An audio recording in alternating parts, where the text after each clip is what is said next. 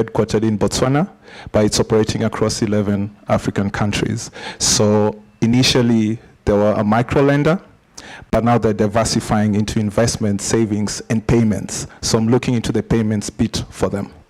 I'm also a kickboxer, a marathoner, and a dancer. I'm good in the kickboxing and marathon. The dancing needs a bit of some tweaking. I'm happy to be here. Thank you. Hello to fellow panelists, and hello everybody. My name is Shantanu. I am the acting CEO for LBank. This is my third time in Kenya, and every time when I come here, I'm impressed. Every time I see something new, and this time it's Web 3.0. But I mean, I started my crypto journey with actually with a Kenyan startup. And that's the company that taught me about cryptos. And I'm so excited to be back and be working with Adanian Labs, because these guys are truly adding a lot of value. And for the last 2 days, what I've seen is very focused and very clean and clear discussions, as John described. But other than LBank, we are building a fiat to crypto on-ramp and off-ramp, but in a regulated manner. So there are plenty of companies who are doing it, but we are doing it in a regulated way. But African continent is the most exciting continent in my personal opinion. The best of the best is going to happen from this region. And we have got the best of the players like Cardano, Adanian Labs, and hopefully soon, in a big way, LBank will also be supporting you guys here. Thank you very much. So we're going to kick up the panel. We'll share the mics. This is, we're technology people, not producers. So to the production group, we need more mics. The first thing that I want to talk about, it happened yesterday when Alan and Shantanu were telling me that in Ethiopia, one of the reasons why everyone wanted to buy my Bitcoin off me was because they actually used it for the cattle trade into Somalia. So you had an illegal cattle trade route, and people were actually exchanging with Bitcoin. So there's about 1 billion reasons why it might be the answer, but you should probably ask the guy that owns the exchange what's actually driving it. Alan, you next. Okay, I think this is my question yesterday. Hello? So in last month, I saw that data in Burkina Faso, our LBank users grew very fast. And in fact, start from last year, I saw a very good data in LBank exchange that we are usually growing in whole Africa. In last year, we even become the top, the data through the third-party website, we become the top financial website in Morocco. And we keep growing very fast in Nigeria and Kenya.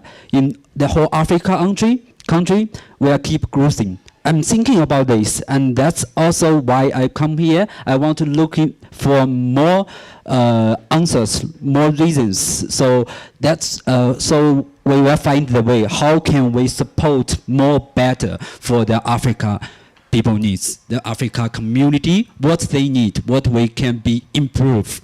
Because as LBank exchange, we're already running for many, many years. And I'm so happy that our Africa community, they trust us and they choose us to start the crypto trading.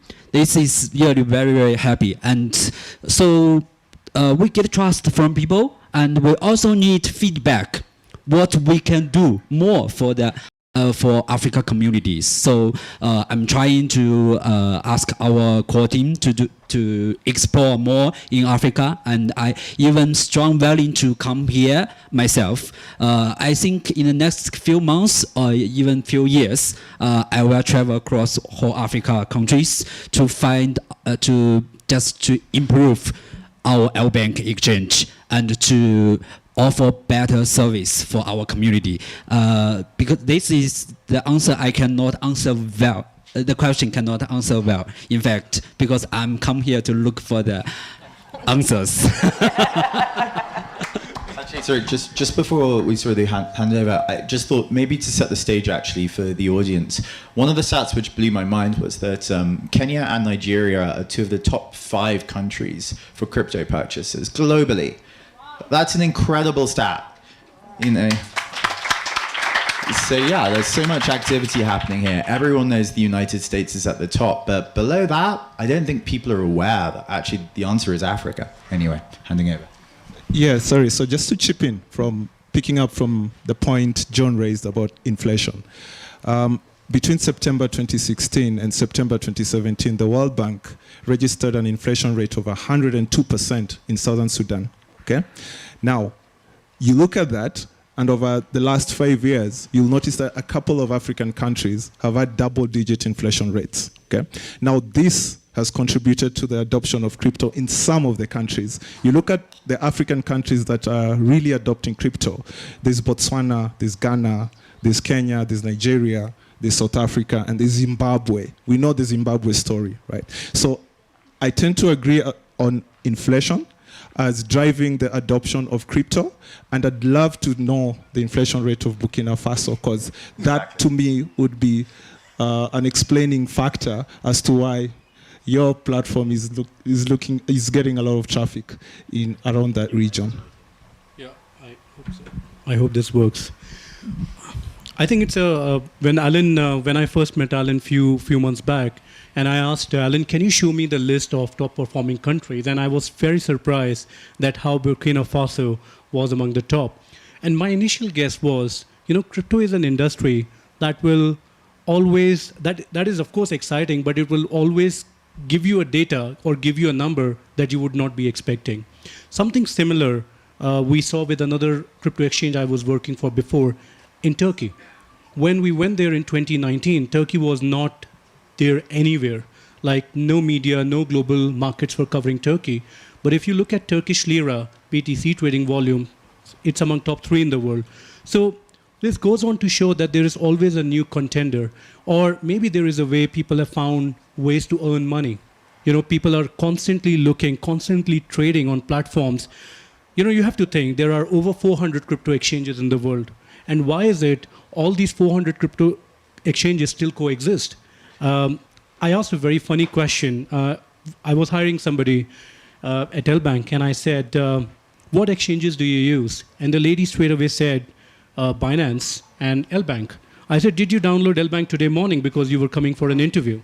And she's like, no. I make every month $400-500. By the way, guys, this is not an investment advice. This is a personal experience that somebody shared with me. Whether you open on LBank or you don't open is your choice, but I'm sharing an experience with you. And she's like, every month I make $300-400. And I was very intrigued to know, what is it that she's actually doing on the platform? And it comes out that she does a lot of research on the crypto tokens that will be listed on LBank, and then they go on and check who are the founders, etc., etc. Because the success rate of an exchange and the token making it to the bigger exchange makes a lot of difference. Which means if there is a token that's trading on tier 2 or tier 3 exchanges, and if they make it to tier 1, the marginal increase is substantial. So maybe people out there in Burkina Faso, they have found out, and I'm sure we'll get an answer once we'll do an event locally in the region. Thank you very much. Interesting way to set the scene. Now, Anu, I'm going to go to you. Obviously, you were head of communications and strategy at IHK. But, so Africa, why do you think Africa is become exponential in terms of growth of cryptocurrency, first of all? And second question is, why do you then think there are no African tokens that have made it to any exchanges? How much time do we have? So I'll say the first things. I think sort of what everyone sort of talks about in terms of inflationary pressures, I think there's also the realities of trade, right? So there was the dream of the African Union. Everyone's going to be able to trade. We know the situation. So you find that there's a lot of friction in existing systems when it comes to exchange of capital when you're dealing with Forex. So I think there's a ton of evidence to suggest that a lot of people are finding ways, particularly, and when you think about sort of trade volumes, if you're importing and exporting things from sort of outside the continent or within the continent, you're not dealing with FX, you're not dealing with a bunch of things when you're dealing with crypto. So there's a really, really strong use case. And I think there's a lot of evidence to suggest that this is how people are using it. I think one of the other things is that we also, is it still on? Hello? Hello? Hello. I don't know, can you still hear me? I feel like it's tinny. Someone behind there doesn't like what you're saying. Oh no, it's always like that. I think the other thing that's a reality is, they sort of. Am I audible? Yeah. Okay. The sound has changed up here, so I just wanted to make sure. Use this one? No, it's okay. No sound. The other thing is, by 2050, the continent is going to have more than 50% of the world's working population, right? And so when you start to think about the fact that we have such a young population in terms of, so people are on following trends, people are interested in things. So even if you just think about who is the demographic of people using crypto, interested in Web3, the majority of them are in this place, right? You've got over 1 billion people on the continent. And so when you start to think about those numbers, I think that there's really interesting case for cryptocurrency. I think there's also the reality of COVID. A lot of people lost their jobs. A lot of people had significantly more time. And so people were just sort of like, what's happening in the world? So I think there's a lot of the things and trends that you saw in other parts of the world are things that are here. I think when it comes to why there are no African tokens, there are a lot of reasons for that. I think obviously one, there is a real lack of devs and folks on the continent who are able to do stuff on the various blockchains that exist. So that's a reality, right? Because you can't just, I'd argue to some degree, I think there's probably more full stack than Web3 for now. I hope that changes. I think the other thing is, there also needs to be conversations about capital flows, right? So you see this in other industries as well, right? Whether we think about, and let's just take it a step back and think about the traditional thing. How many, African founded, owned tech companies are there, right? You start to see parallels when it comes to the Web3 space. And so I think that there's a real piece around who gets funded, how are you able to get funding, how are you able to get adoption, that are still very real challenges that people on the continent face. And I think even when you start to look at sort of VC raises and those kind of things, how many of those folks have people on their executive leadership team who look like me, right? That's a reality. And I think that you have to think about who is building these tokens, who is building these things, who's using them. And there's often a disconnect between the users and the folks who are building it. So I'd say for me, when I think about the lack of African tokens currently, where I definitely believe there are going to be some, I think it's just really a reflection of some of the challenges that we have in terms of other ecosystems. I hope it changes, but I think that, as much as I'm hopeful and I believe there's a lot of stuff, there's sort of the real challenges of being on the continent that can make it that sort of make the wave to getting to adoption or the wave to getting to development are just a bit more challenging. I hope that changes. And I want to see more people who look like me, who are women and who are African in these spaces. So I'm actually super excited to see so many of you here. So just saying, I wanted to do a plug. Maybe I'll just start from why we don't seem to have African digital currencies or indigenous African digital currencies. Lack of talent might be the reason. However, if that talent is anywhere in the world, I'm sure we can leverage it to build our own sort of indigenous digital currency. I think the biggest issue is the influencers, the big financial corporations aren't interested yet. They're not seeing use cases that make business sense to their bottom line. The uses are quite limited so far to the people that they provide financial services to. So they don't see any need to invest in blockchain and so on and so forth. Personally, I've been ahead with a lot of banks that I've worked for around projects around digital currencies and crypto. So lack of support of such projects to give to their customers, to me, is the biggest reason why we don't see one coming in. But now we are seeing regulators coming in. Nigeria, I think, launched the e-Naira. The Central Bank of Kenya has been talking about, their own digital currency that is coming up soon. So there's that one aspect. The second thing is people are becoming more woke around this digital currency. Is it financial literacy? We are starting to understand how digital currency can influence our financial decisions. So we are learning more about finance. I see Ivy in the group. She runs a YouTube thing around finances, and I'm one of the people who watches this because I learn a lot about finances around that. So people like Ivy and also the big banks themselves, because right now they're building products that has a little bit of financial literacy in it, because they see it like, if my customers understand their finances, then they'll easily adopt my products, all right? So that is changing, albeit very, very slowly. Hopefully at a certain point, we'll get to a point where digital currency is, the use cases are more relevant to the African market to drive its growth. Okay, Thanks. John, I want to jump to you for 1 second. We've had multiple sort of fireplace arguments. Every time I speak to John, it's an argument, whether we're at a fireplace or not. Fireplace. Sure. But what I want to ask is, just staying on that topic, I know I said talent. It's talking about, people, talent, but use cases. So I see a lot of projects in Europe, in America, in Asia. They've done well. I'm really sure about the real use cases in real life. They're scientific projects. They make a lot of technical sense. But people keep telling us we have to find real use cases, like solving a problem for Mama Boga. Is it really like, is that not like is it fair or unfair that we have to keep being told that we have to find an extremely impactful use case before we can actually build a token project that makes sense?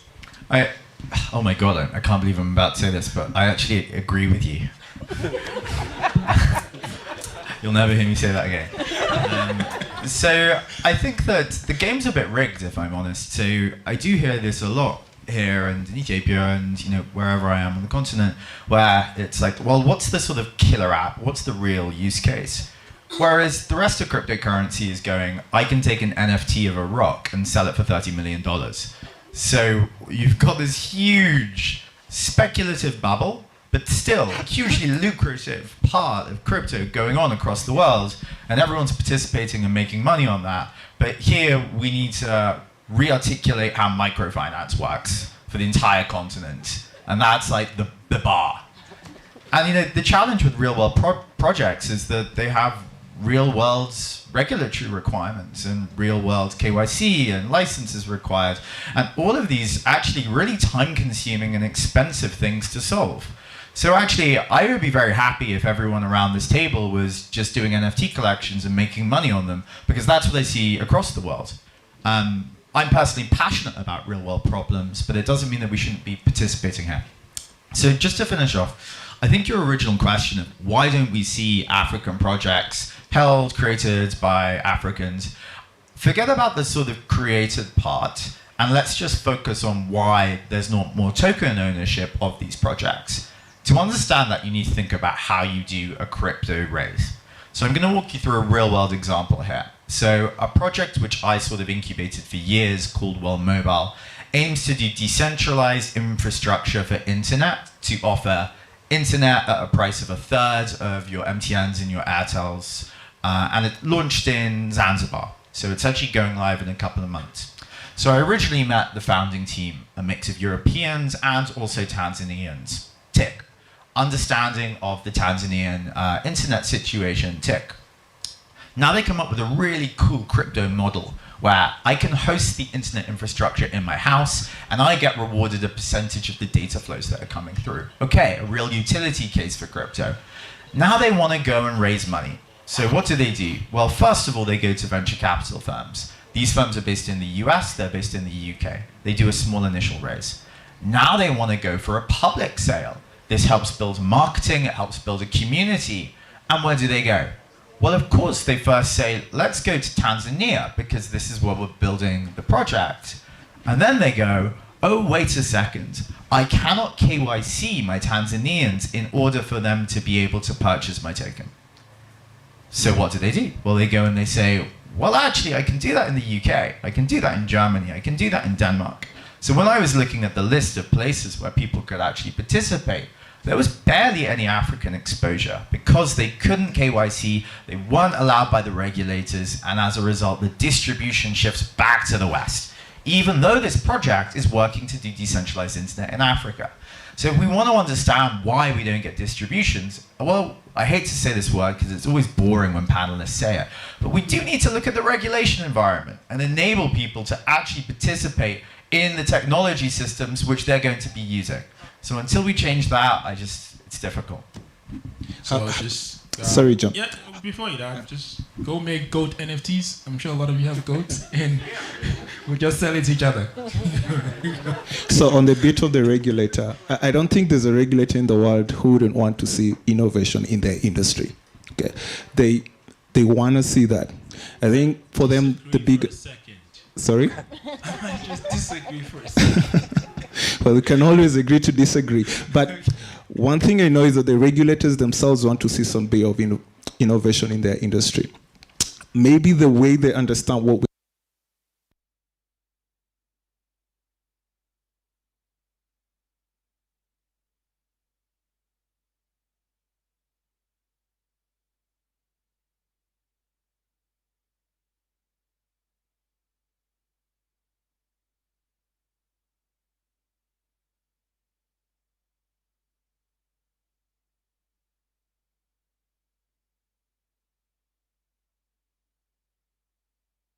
African projects that you considered ever listed? It's not listed, but just ever.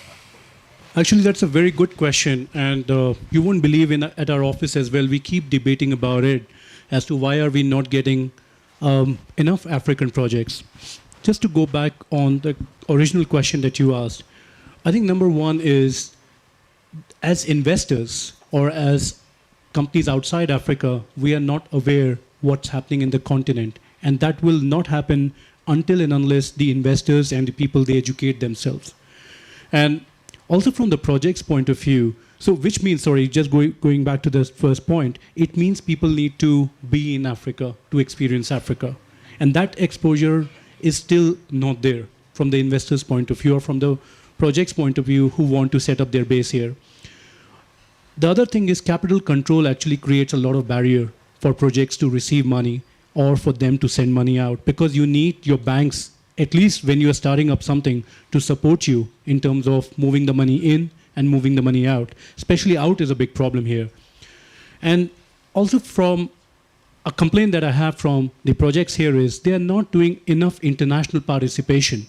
When we go to a crypto event or when we attend a crypto conference in the UK, in Dubai, in the US, I can't remember if I have come across in last, I mean, it's not an underestimate that I'm telling you, but I have not come across any African project which is actively seeking funding in Dubai. It is a hot ground. We see a lot of influences out there, but what they're doing is they're telling what's happening in this part of the world. But as somebody who's living outside Africa, I don't know what's happening here.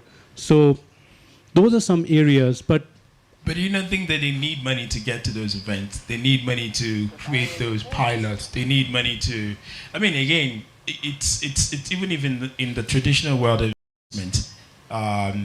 If you're an African who has a connection in Europe or internationally, I could probably do a lot more things than somebody who just doesn't have it.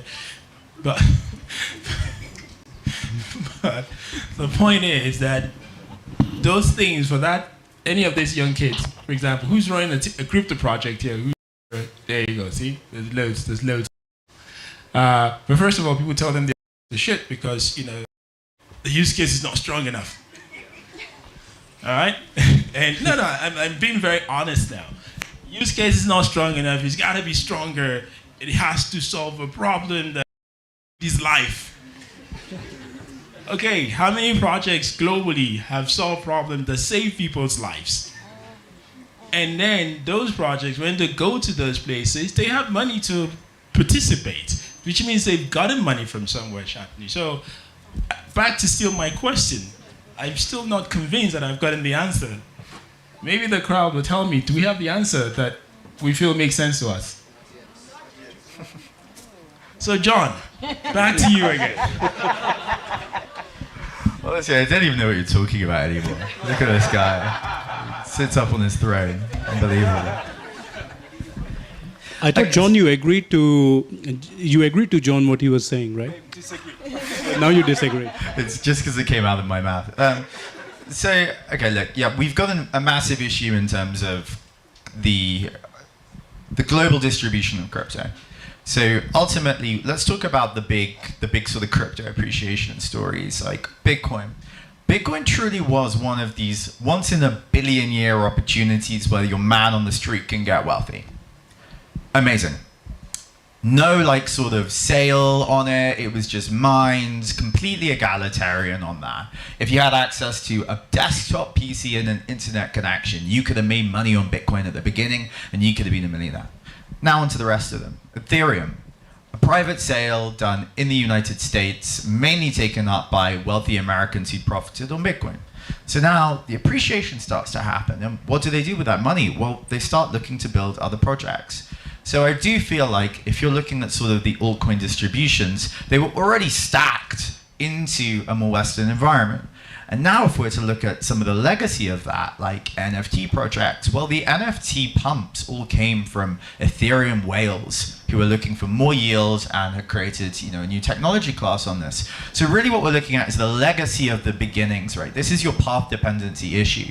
So I think truly if you want to sort of say, okay, great, John, that's a really pessimistic outlook for Africa. Well, what can we sort of do about it? I think we have to start with native homegrown projects. I do think we need to increase participation by Africans for the projects which are being built, i.e. solve some of the issues over KYC and being able to like list and issue a token in Africa.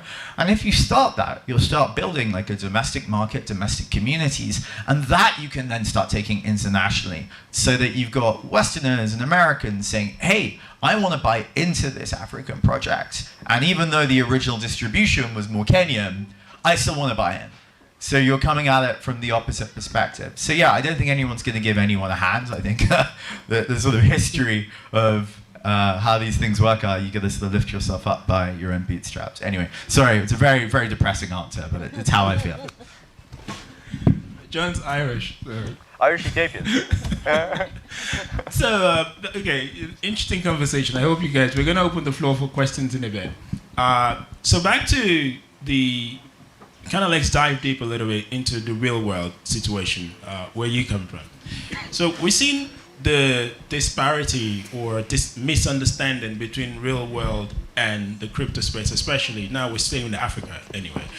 What have you seen as a payment provider, and where do you think this relationship will find a bridge, and how are we going to create that bridge between what is happening, because people consistently off-ramp things behind the scenes non-stop because it's just not possible, and you're telling me the regulators like innovation. So I want to throw that question at you because you deal with the regulators every day. Yeah, so they don't necessarily like it, but they won't impede you when you want to innovate, right? So if you look at Africa, because I'm building across like 11 countries, different use cases, different customers, different everything. So it needs to be very unique. And maybe that could, sort of funneling into what John was saying. KYC and regulator aside, the question of what are you building and who are you building it for? You can't escape from that. I know getting a product that solves world hunger is not really easy, but you really need to answer quite succinctly, what are you building and who are you building it for? How can we make crypto use cases relevant to Africa, right? I was just sharing with one of the attendants here why we once traced a watermelon from a farmer to a market in Nairobi. The farmer releases it from the garden at 50 shillings, Kenya shillings, right? 50 Kenya shillings. But at the market, the regular home buys it at 500 shillings. Fivefold.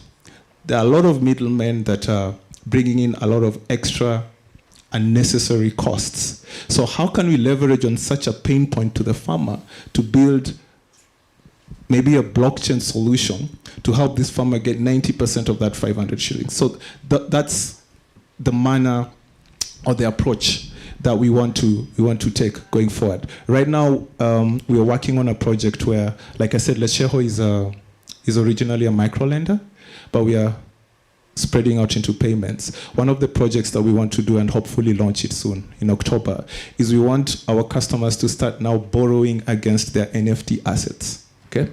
And one of that asset, we want it to be their data.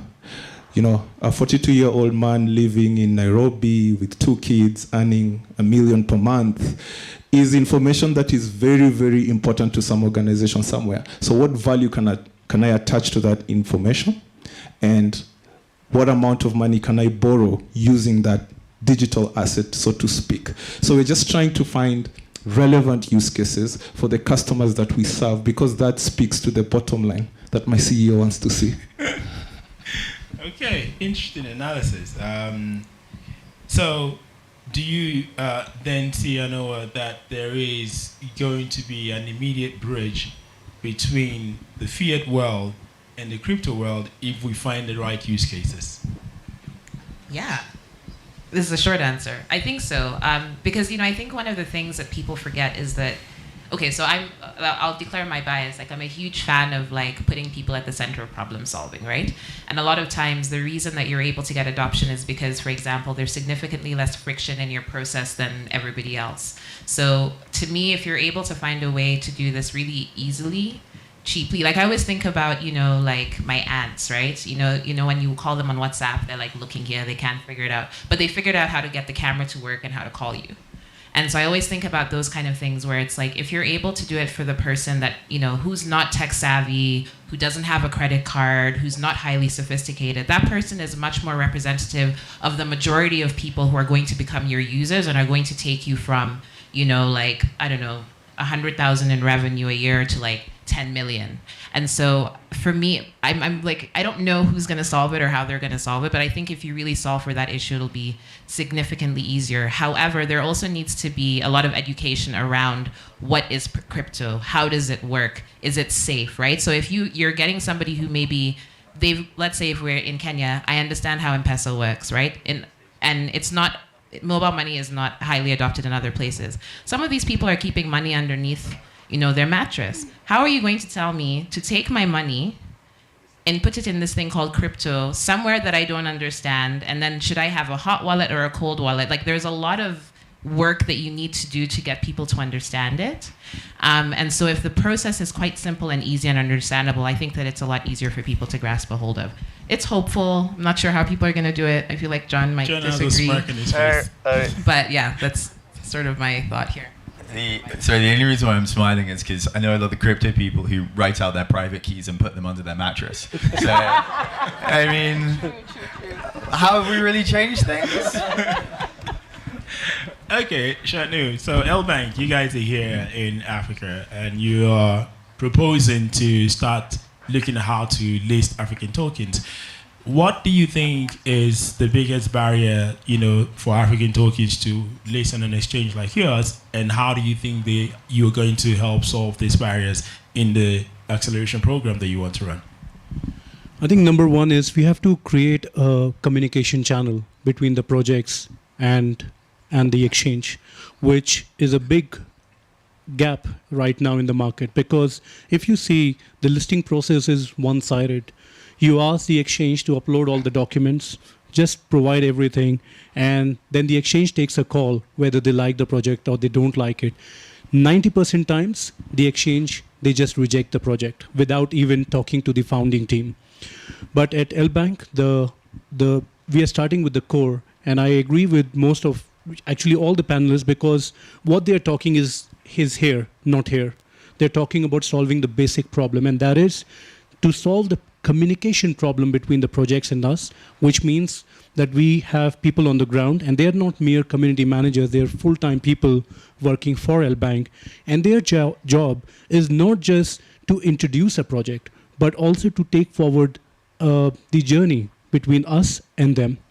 And this is one of the problems that we want to solve here first, actually through Adanian as well, and that's one of the areas that we are discussing about as to how we create local teams in the areas where they operate. We bring the projects with us, we guide them in case if we find an area where they're missing, or for example, they can be better at that, we will guide them and support them.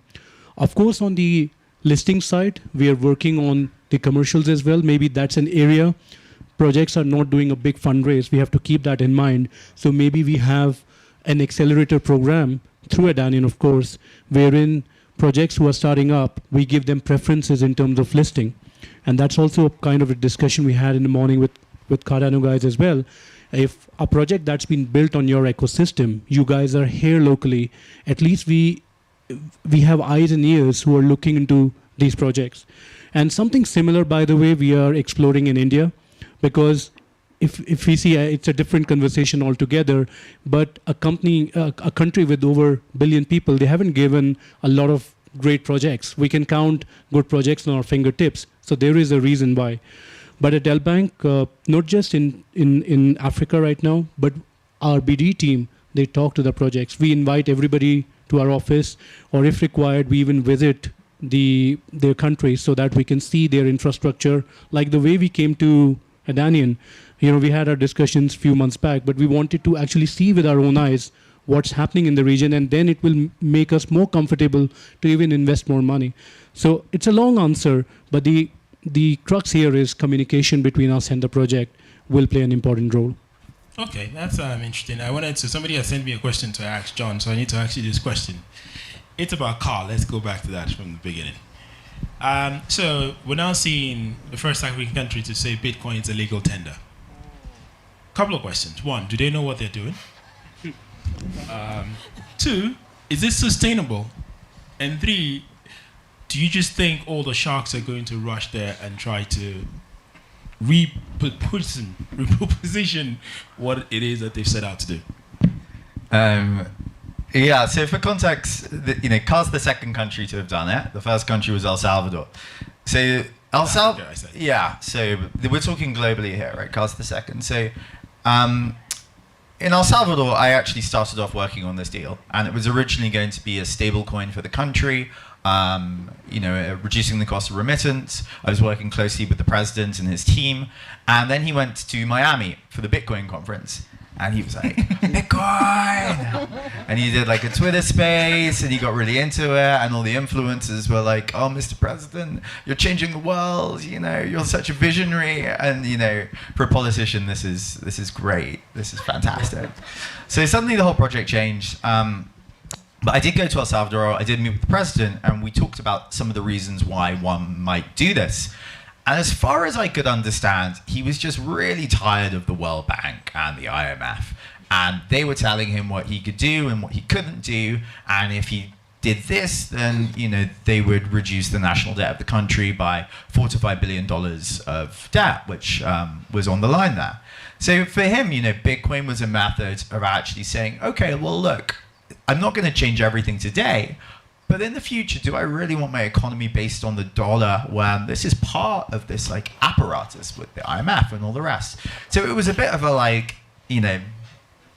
sticking your middle finger up towards some of the institutions. Now let's talk about CAR. The CFA franc is a complete disaster. You have all of these countries in Africa where monetary policy is still being decided from Paris. So from the perspective of a president and a leader, it's a very similar kind of conversation to what President Bukele was having in El Salvador. So yeah, this has been going on forever. There's a long history of leaders in CFA franc countries who decide that they don't want to go the Paris direction, somehow no longer being leaders. So from that perspective, I really get it. Is it going to change anything in practice? Well, it's almost impossible to get money in and out of CAR. So how is someone going to start paying for stuff in Bitcoin if they can't purchase Bitcoin? Because there's not enough Bitcoin in CAR. So practically, I don't think it's going to have much of an impact. In terms of the politics of it, I can understand it.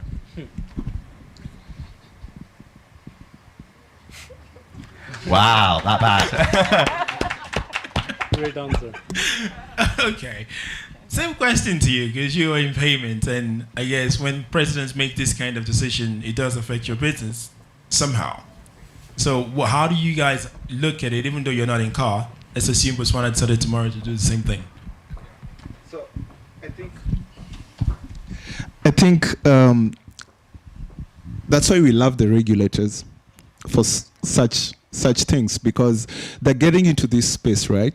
They're bringing their own digital currencies and they're checking the biggest concern that we have around crypto, the volatility.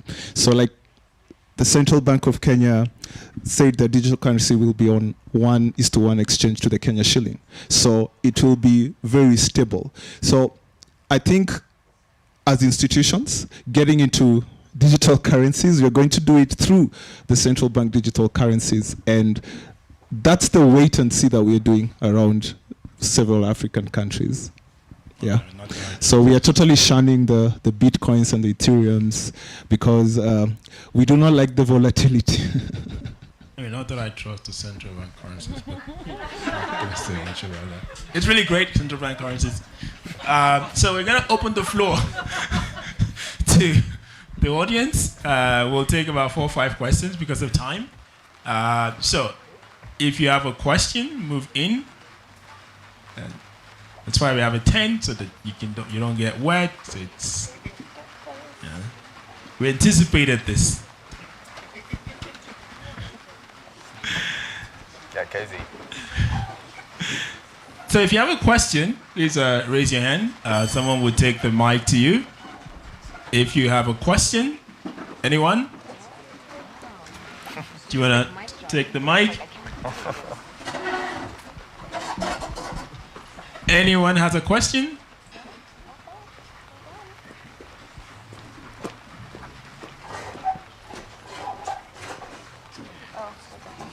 Anyone has a question? All right, you first. Thank you. I'm Hassan Mobe, the founder of Dollar Code Corporation and Isli.io e-commerce. So my question is directed to the CEO of LBank. I have a token which is backed up by real estate, but I'm fearing the procedure in which maybe LBank uses to select tokens, because I've invested in a number of tokens on LBank and they have gone south. So what what are you doing as LBank to mitigate scamish tokens on your platform?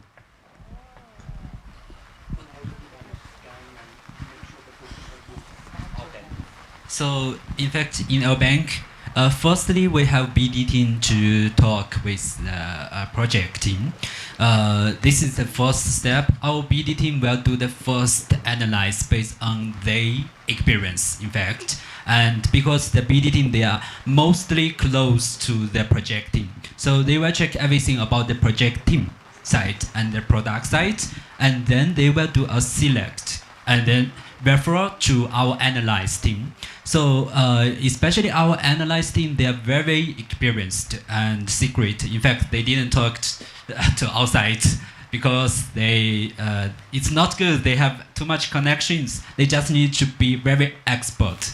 So after the analyze, we will based on our own analyze. We have our own rules, and we also they will also like have the meeting to communicate with the project team to talk about the project details and what's your economics and how you design the project and what problem you solved, something like this. And then after the analyze, we will go to the listing part. And with the listing part, we also have some rules for different kind of project. This rules is not open, in fact, because we keep rules for different project to keep it safe. Especially we are exchange. We need to be responsible for our community users, for our investors.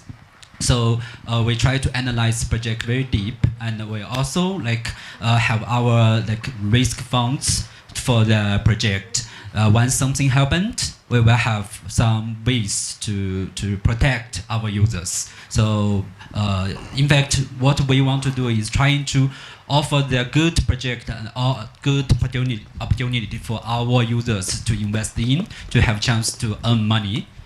So this is what we are doing. Yeah.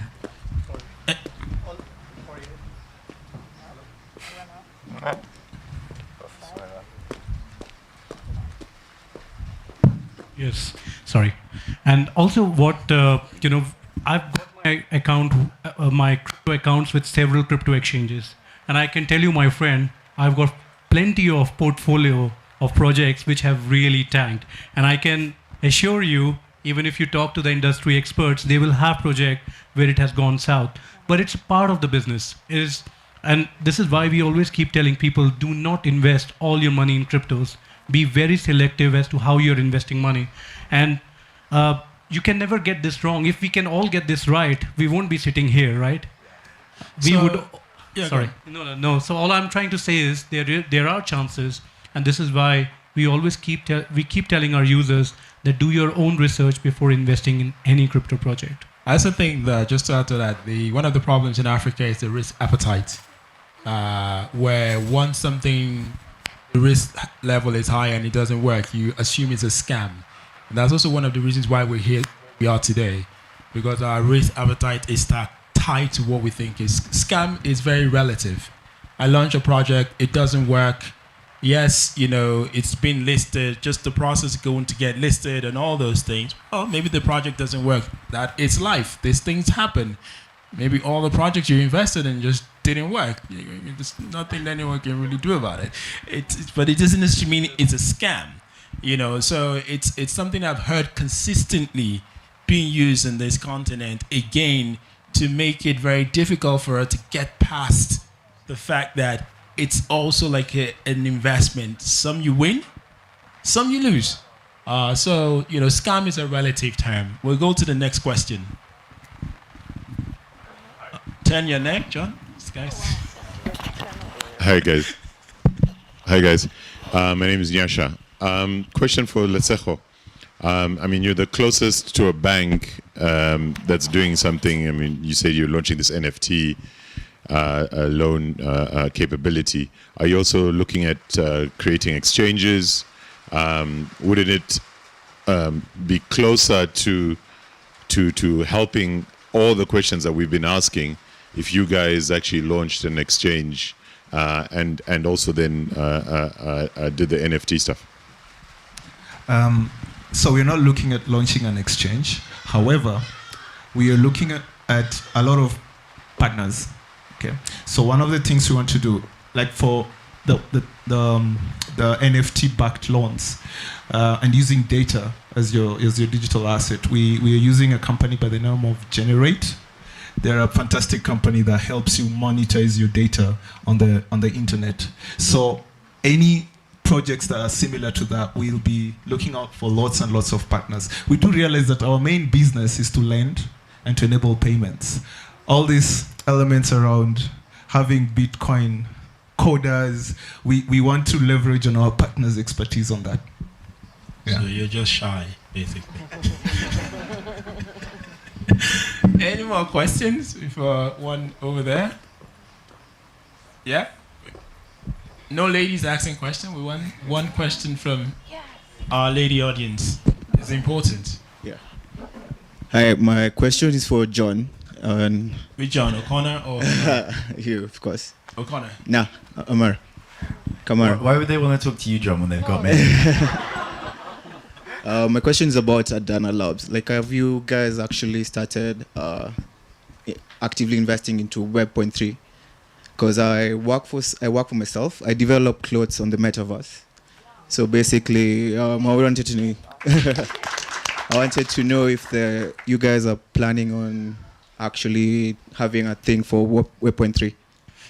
Good question. So, which is why we're launching officially the Crypto Accelerator starting from tomorrow, where we will take in 7 to 10 token projects, and part of that is investing in them when they've gone through the 12 weeks. And John is going to be one of the mentors as well. He's just agreed to it. Please clap for him.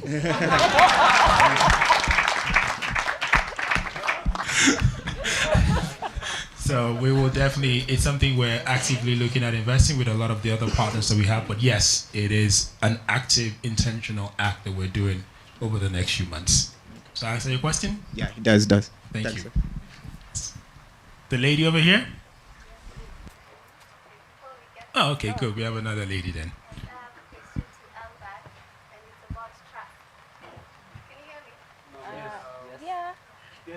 We can hear you. Yeah, we can hear you. Okay, so my question is to LBank, and it's about trust, right? So the other day I watched a show on Netflix, and it was about crypto kings.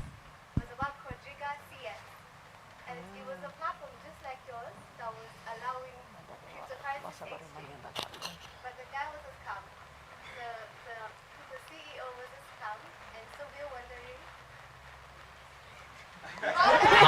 why are we not a scam? And they're like, oh, you got us. And the second question is, we get to hear so many times, there's been an occurrence of so many hackers, right? Hacking Coinbase and all these exchanges. How are we sure that once we put our money in your exchange, how are we sure that it's going to be there even when there's a hacking? Or what are the contingencies planned? Are we going to get our money back if there is a hacking? Money back guarantee. That's a very interesting question. Do you want to take it up, or I should take the first part? I think that's a very good question, and I'm really thinking about the right answer. Whenever you are investing with any crypto exchange, that's what I'd at least do. You have to do your own research, and you have to make sure, do enough research about the crypto exchange. Make sure that they are among the top exchanges, because there is a level of security that actually starts with the user first. If the crypto exchange is not a scam. Let's say that there is a crypto exchange that is not a scam. As a user, it's very important for you to safeguard yourselves by binding your mobile number, by binding your email address, by binding your Google Authenticator or related apps. And this is something that we keep telling users.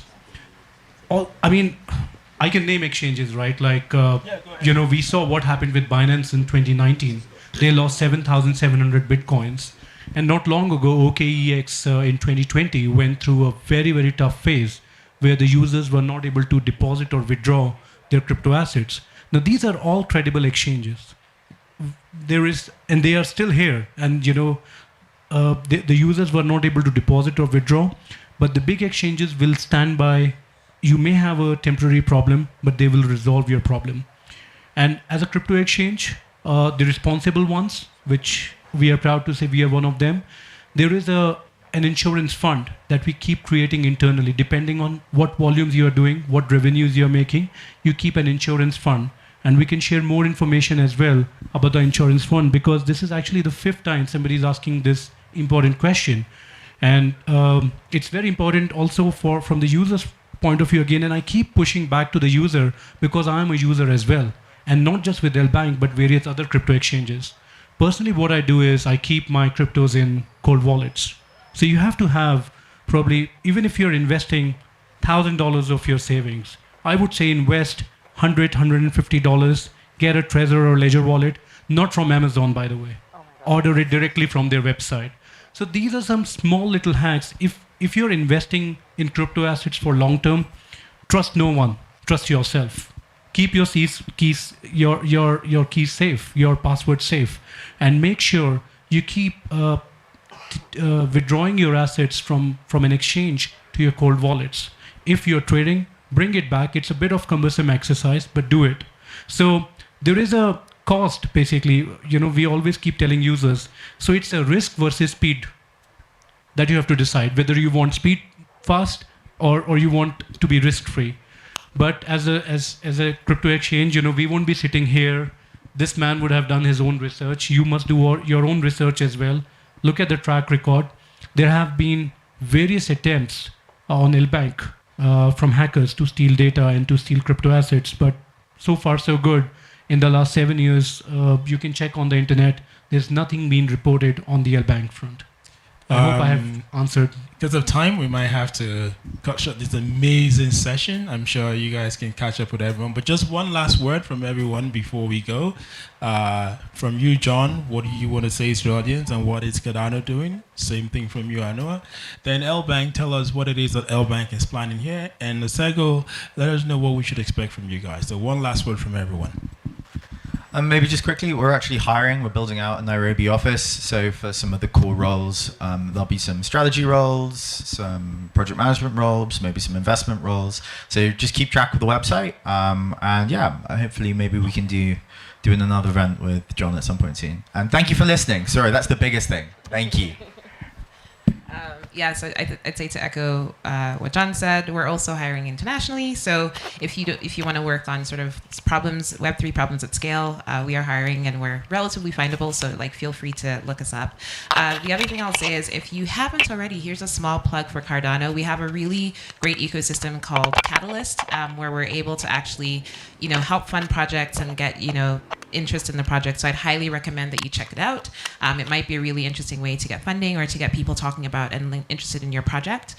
There is one really cool, at least the Empower one. So there are some African examples on that blockchain. So I would say there are other blockchains, but Cardano is a great one to look at. It's also great for the environment. So I'd highly recommend that you check it out and also look at some of the less well-known blockchains as well to sort of start building projects.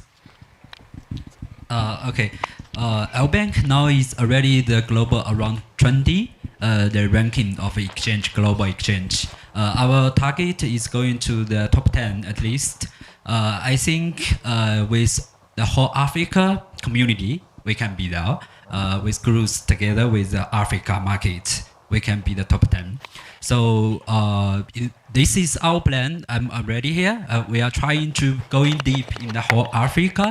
And build our core team here to hire more people. We are very open to people who can work with us together with the whole Africa community.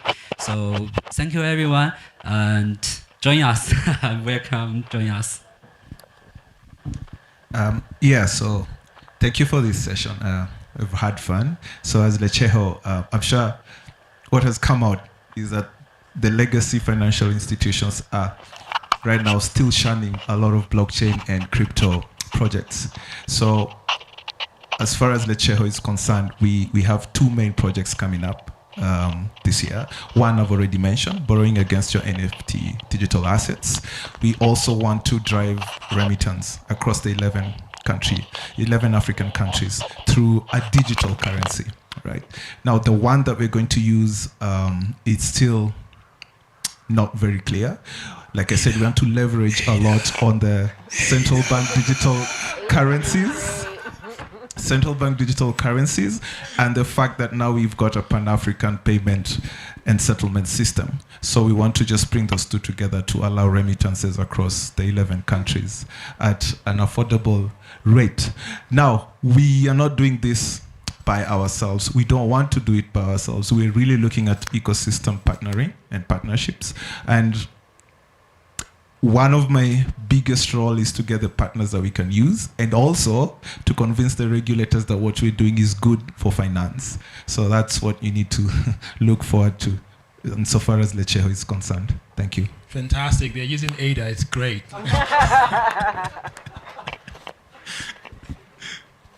Yeah. Shanu, last word. First of all, thank you everybody for hosting us. It's been splendid 2 days, and we look forward to listening from you. We want to learn from you so that we can deliver products that is appealing to you guys. And at the same time, let the sessions be more interactive. John is here. We are, as Alan said, we are hiring people as well. If you're interested to work with LBank, please come and talk to us. And at the same time, we'll be doing regular weekly meetups, hopefully, with Adanian. So come and join us. And my last word is also just focus on education. That is something that will really change the world. And when we say education, learn more about cryptos, just try to question why not. And once you have mastered this art, then crypto is the next big thing actually to happen. But thank you very much. So I think it's been a fantastic panel. Yeah, we wish we had more time to talk, but for me, it's really same thing I say. We need more African talking projects. We really need you guys to push hard, and we will support you. There's a lot of folks here who are moving to Africa. They're not just moving here just for the fun of it, and they have money in their pocket, so we need to help them spend the money. It's very, very important that we understand this, but and it's the first one. And the second one is there's a lot of jobs being created. You just heard about jobs. So which means Web 3.0 is creating jobs. And give it up for Web 3.0 creating jobs. You do want to ask that question. I'll come to you in a second. But what the final bit, because before we take another question, there's going to end the question session, and then we sort of do this back and forth. Give me the mic. Let me ask the question. I'll cut myself short. Yeah. Okay. Hi. Yes. My name is Olive Nkirote, and I actually have an education platform where I teach people everything about crypto, how to start, hot wallets, cold wallets, all that shbam, yeah? So I have a couple of questions, but I'm going to summarize. You just take one. Can I? Okay. But one. they're all kind of different. Yeah, there's a new panel. And then Okay, so one of them was for the Cardano Foundation. One of the issues I have as a creator is, yes, my content is on YouTube, but then you have maybe other African countries, but they don't have an exchange platform where they can be able to purchase this crypto. So if you look in Africa, there are Kenya, Uganda, Tanzania, Ghana, Nigeria, South Africa, and Rwanda. What about everyone else? So someone's like, okay, Olive, I want to learn crypto, but then there's no exchange in my country because my country is considered marginalized, you see. So that's one thing I'd like to know how maybe the foundation for Cardano is probably working on. And then last one is for the LBank. So I primarily work a lot with Binance, hopefully working with you two guys, if you guys would like to pay your sister here. But one of the issues I also have, for example, with the people I push to certain platforms, you hear, Olive, we've done everything you've said, but when I come to facial verification, it doesn't work. And when I reach out to Binance, they say, oh, you know, our facial verification can only identify a certain group of people. It takes a while. Yes, it takes a while to verify the black people's face. And I'm actually being honest. It's true. Yeah. I've had people complain about that for me. So that's something I'd like to know with you guys, because I've really checked your exchange platform. I've seen what you guys are doing. I do hope you reach top 10. I'd be rooting for you in all ways. But can we have a seamless signing up process that doesn't, you guys are from Hong Kong, we're from Africa. Our faces are different, our colors are different. Saying is have a GPS, a sign up process that says, if you were black, we recognize you.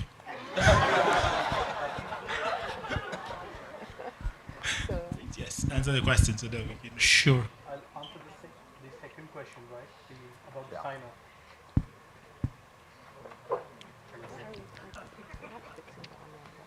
Not working. Okay, this is working. That's a very interesting question. And so you have to understand what really happens when we use a service provider. It's not a service that we provide internally. What we do as a company is we sign up, like we consume the services of another provider, and they say they are specialized in this job. What is really missing here is most of the crypto exchanges, they use only one service provider. And I mean, this is not a unique problem. If you go to Egypt, for example, and somebody with an Egyptian ID, they don't have English IDs. They have only Arabic written on the IDs. When you try to be onboarded on a crypto exchange, 100% times it will not work. What we are doing here at LBank is, and this is something also exciting, this is also something that came from our users. We are tying up with multiple service providers who do the AML and KYC checks. And every region has their own specific providers. Unfortunately, because people haven't really understood about the product so well, I thought Binance is probably one of the companies which has got everything right, but sounds like not really.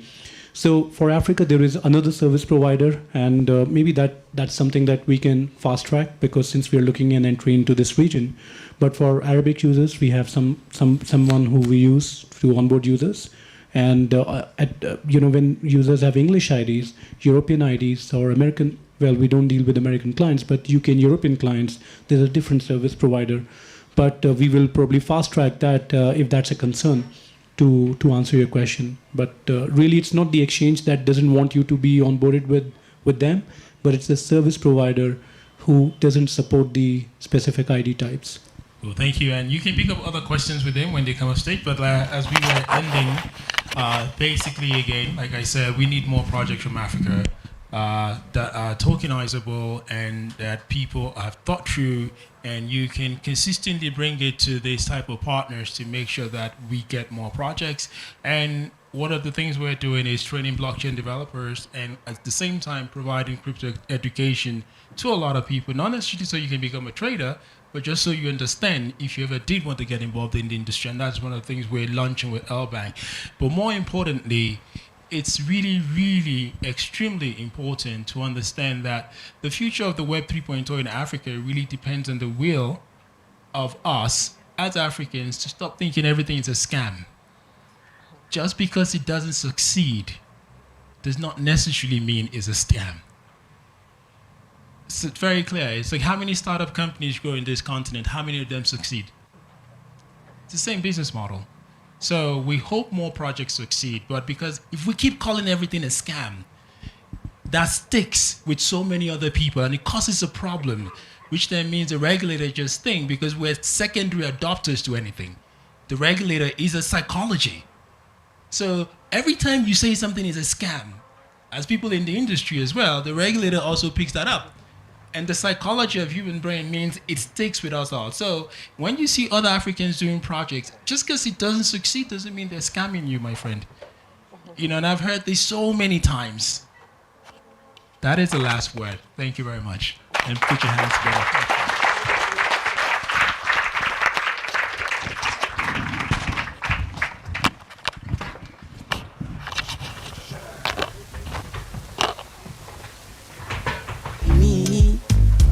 Yeah, sexy kiss is the thing that she ain't for my lips.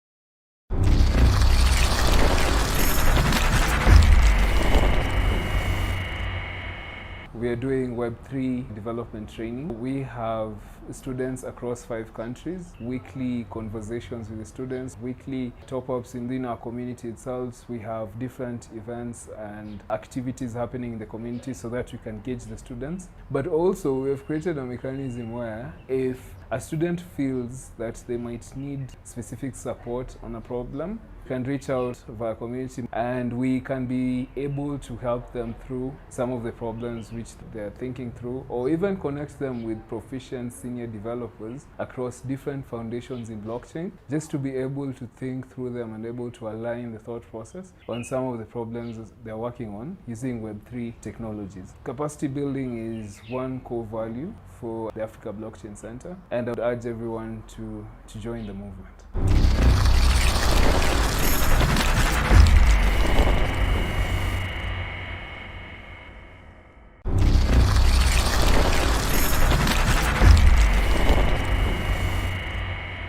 We are doing Web3 development training. We have students across 5 countries, weekly conversations with the students, weekly top-ups within our community itself. We have different events and activities happening in the community so that we can gauge the students. But also we have created a mechanism where if a student feels that they might need specific support on a problem, can reach out via community and we can be able to help them through some of the problems which they're thinking through, or even connect them.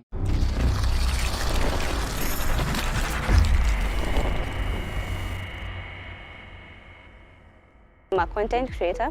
For me, it's all about transforming the narrative of Africa through unique stories on business, technology, and one of the biggest technologies right now is blockchain technology. For one, I understand that right now 90% of content is consumed through video, so I want to be part of that. And then again, I mean, I love innovation, I love focusing on the future, and that's why I'm in blockchain. Talk of blockchain, we live in a fast-growing world, yeah? And blockchain, crypto, forex, all these things are the future, and why not blockchain? Like cryptocurrency, it's decentralized and it allows for countries and individuals to be able to trade and transact country to country without having any centralized institution like a bank to be able to monitor what you're doing. I've gone through the entire beginner course of the crypto trading program, and it's a very nice foundational course to help you understand how to become a profitable trader and hedging your risk at the same time. So basically, it takes you from knowing nothing about trading to being someone who can become profitable in the market. The opportunities that come with it. Blockchain has simply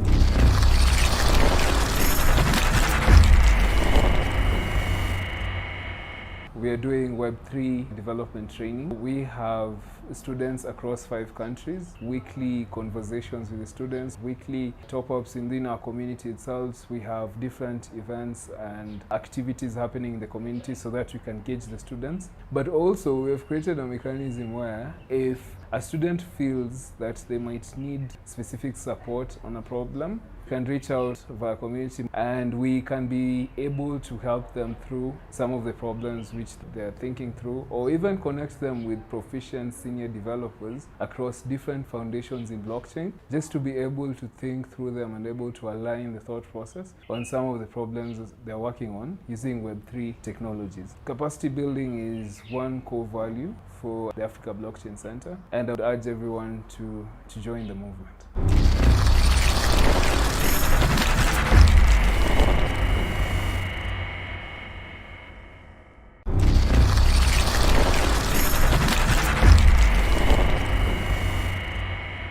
We are doing Web3 development training.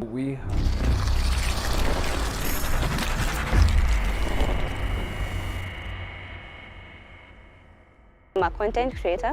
For me, it's all about transforming the narrative of Africa through unique stories on business, technology, and one of the biggest technologies right now is blockchain technology. So one, I understand that right now 90% of content is consumed through video, so I want to be part of that.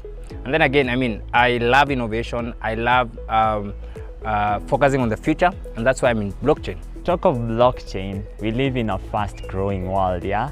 And blockchain, crypto, forex, all these things are the future, and why not blockchain? Like cryptocurrency, it's decentralized and it allows for countries and individuals to be able to trade and transact country to country without having any centralized institution like a bank to be able to monitor what you're doing. I've gone through the entire beginner course of the crypto trading program, and it's a very nice foundational course to help you understand how to become a profitable trader and hedging your risk at the same time. So basically, it takes you from knowing nothing about trading to being someone who can become profitable in the market. The opportunities that come with it.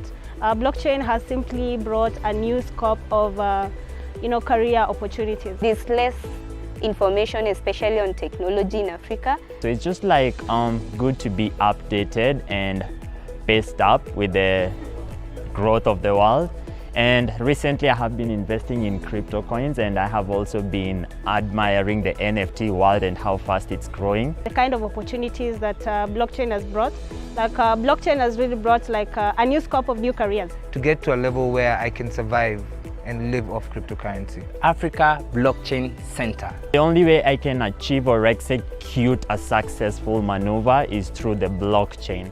So if you have zero clue what blockchain is, I think you should check out ABC as well, get informed, make the right decisions, because we also live in a cruel world where there's a lot of scammers and fraudsters.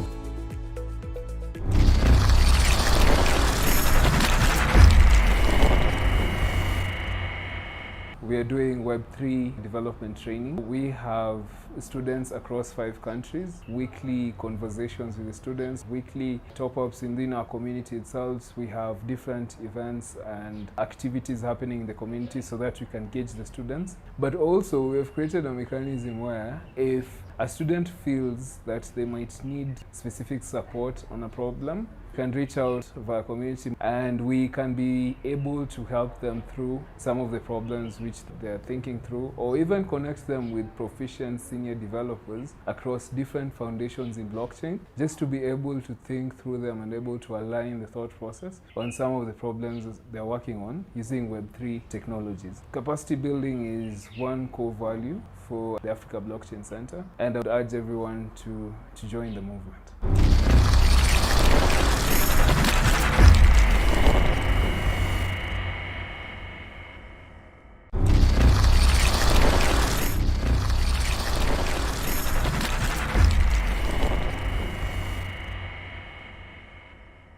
I'm a content creator. For me, it's all about transforming the narrative of Africa through unique stories on business, technology, and one of the biggest technologies right now is blockchain technology. So one, I understand that right now 90% of content is is consumed through video. So I want to be part of that. And then again, I mean, I love innovation. I love focusing on the future, and that's why I'm in blockchain. Talk of blockchain, we live in a fast-growing world, yeah? And blockchain, crypto, forex, all these things are the future, and why not blockchain? Like cryptocurrency, it's decentralized and it allows for countries and individuals to be able to trade and transact country to country without having any centralized institution like a bank to be able to monitor what you're doing. I've gone through the entire beginner course of the crypto trading program, and it's a very nice foundational course to help you understand how to become a profitable trader and hedging your risk at the same time. So basically, it takes you from knowing nothing about trading to being someone who can become profitable in the market. The opportunities that come with it. Blockchain has simply brought a new scope of career opportunities. There's less information, especially on technology in Africa. So it's just like good to be updated and paced up with the growth of the world. And recently I have been investing in crypto coins, and I have also been admiring the NFT world and how fast it's growing. The kind of opportunities that blockchain has brought, blockchain has really brought a new scope of new careers. To get to a level where I can survive and live off cryptocurrency. Africa Blockchain Center. The only way I can achieve or execute a successful maneuver is through the blockchain. So if you have zero clue what blockchain is, I think you should check out ABC as well, get informed, make the right decisions, because we also live in a cruel world where there's a lot of scammers and fraudsters.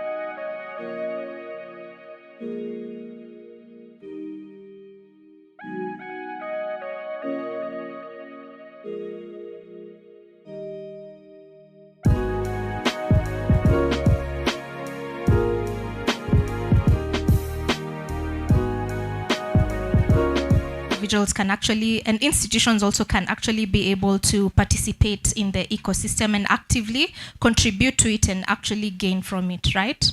I'm also the co-founder of CryptSense. Now, CryptSense is a localized digital assets, capacity building and management platform, right?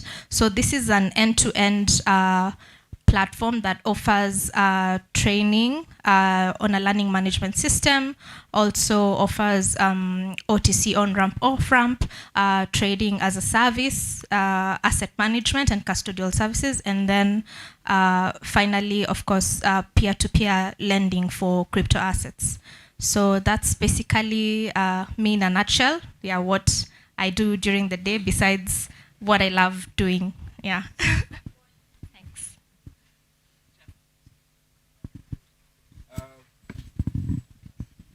Is your mic working? We might need some assistance. 1, 2, 1, 2. Okay, just use mine. Hello, everyone. It's really nice to see amazing people today, more so. Jeff Mkungusi. I serve as the CEO of the Africa Blockchain Center. And also, we purely support startups, but mainly focused on capacity building, where we train most of people around technical skills or development skills on Web3. Also 3 protocols, Algorand, Cardano, and Ethereum.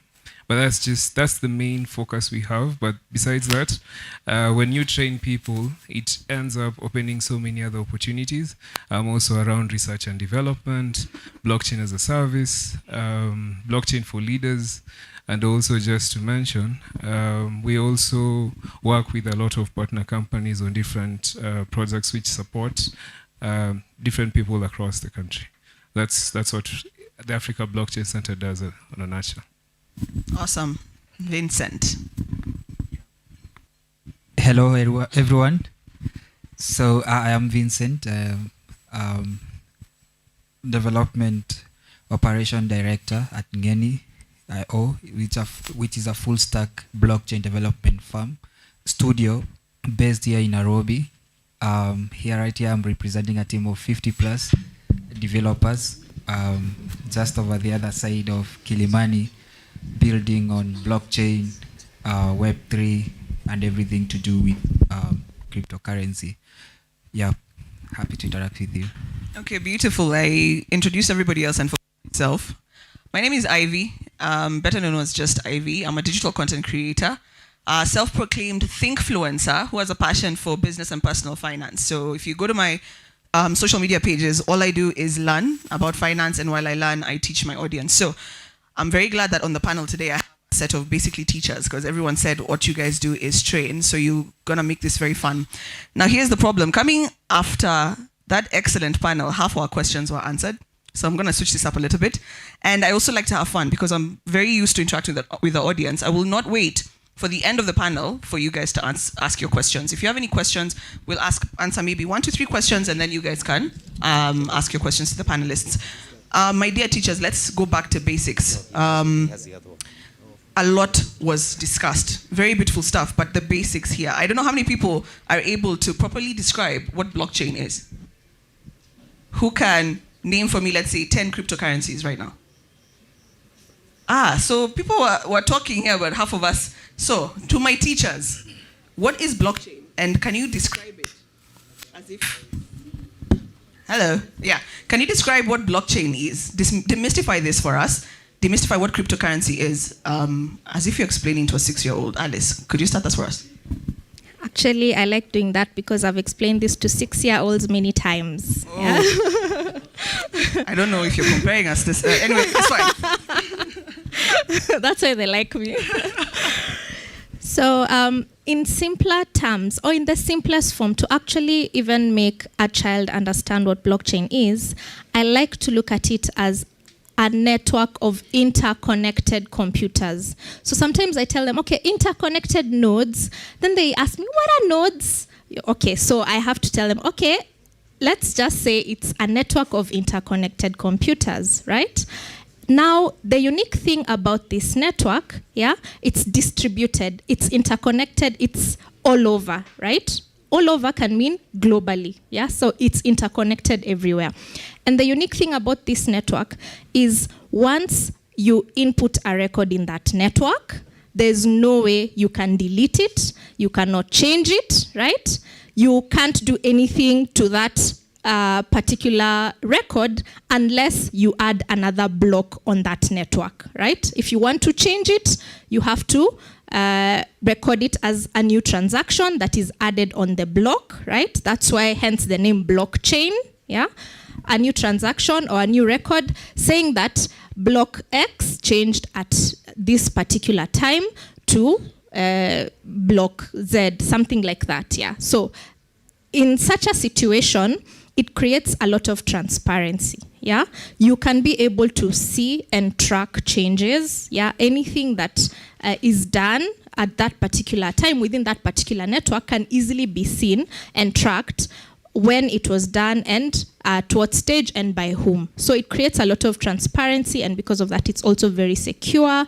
And people tend, actually, if you can look at that technology from that perspective, you can find very many use cases in our current lives right now that we need a lot of transparency in. So that's the simplest explanation I normally use, and people actually usually find it easy to understand. Guys, did you get that? Nice, simple terms. To Jeff, what Alice has explained, how does it apply in our lives today? She said there are use cases that we can take into account. So why do we need blockchain? What does it mean? Why does it matter? So with blockchain technology, also it like break it down in a granular perspective and look. Or break down the granular. Let's go granular and break down the attributes of blockchain technology and why most people across the world are trying to demystify it, and why also are they trying to make people use it in the solutions they build, mostly whether it's in the lab or for client purposes. So blockchain technology has 4 main attributes. It can be rephrased, it can be named across different names, but more so 4 attributes.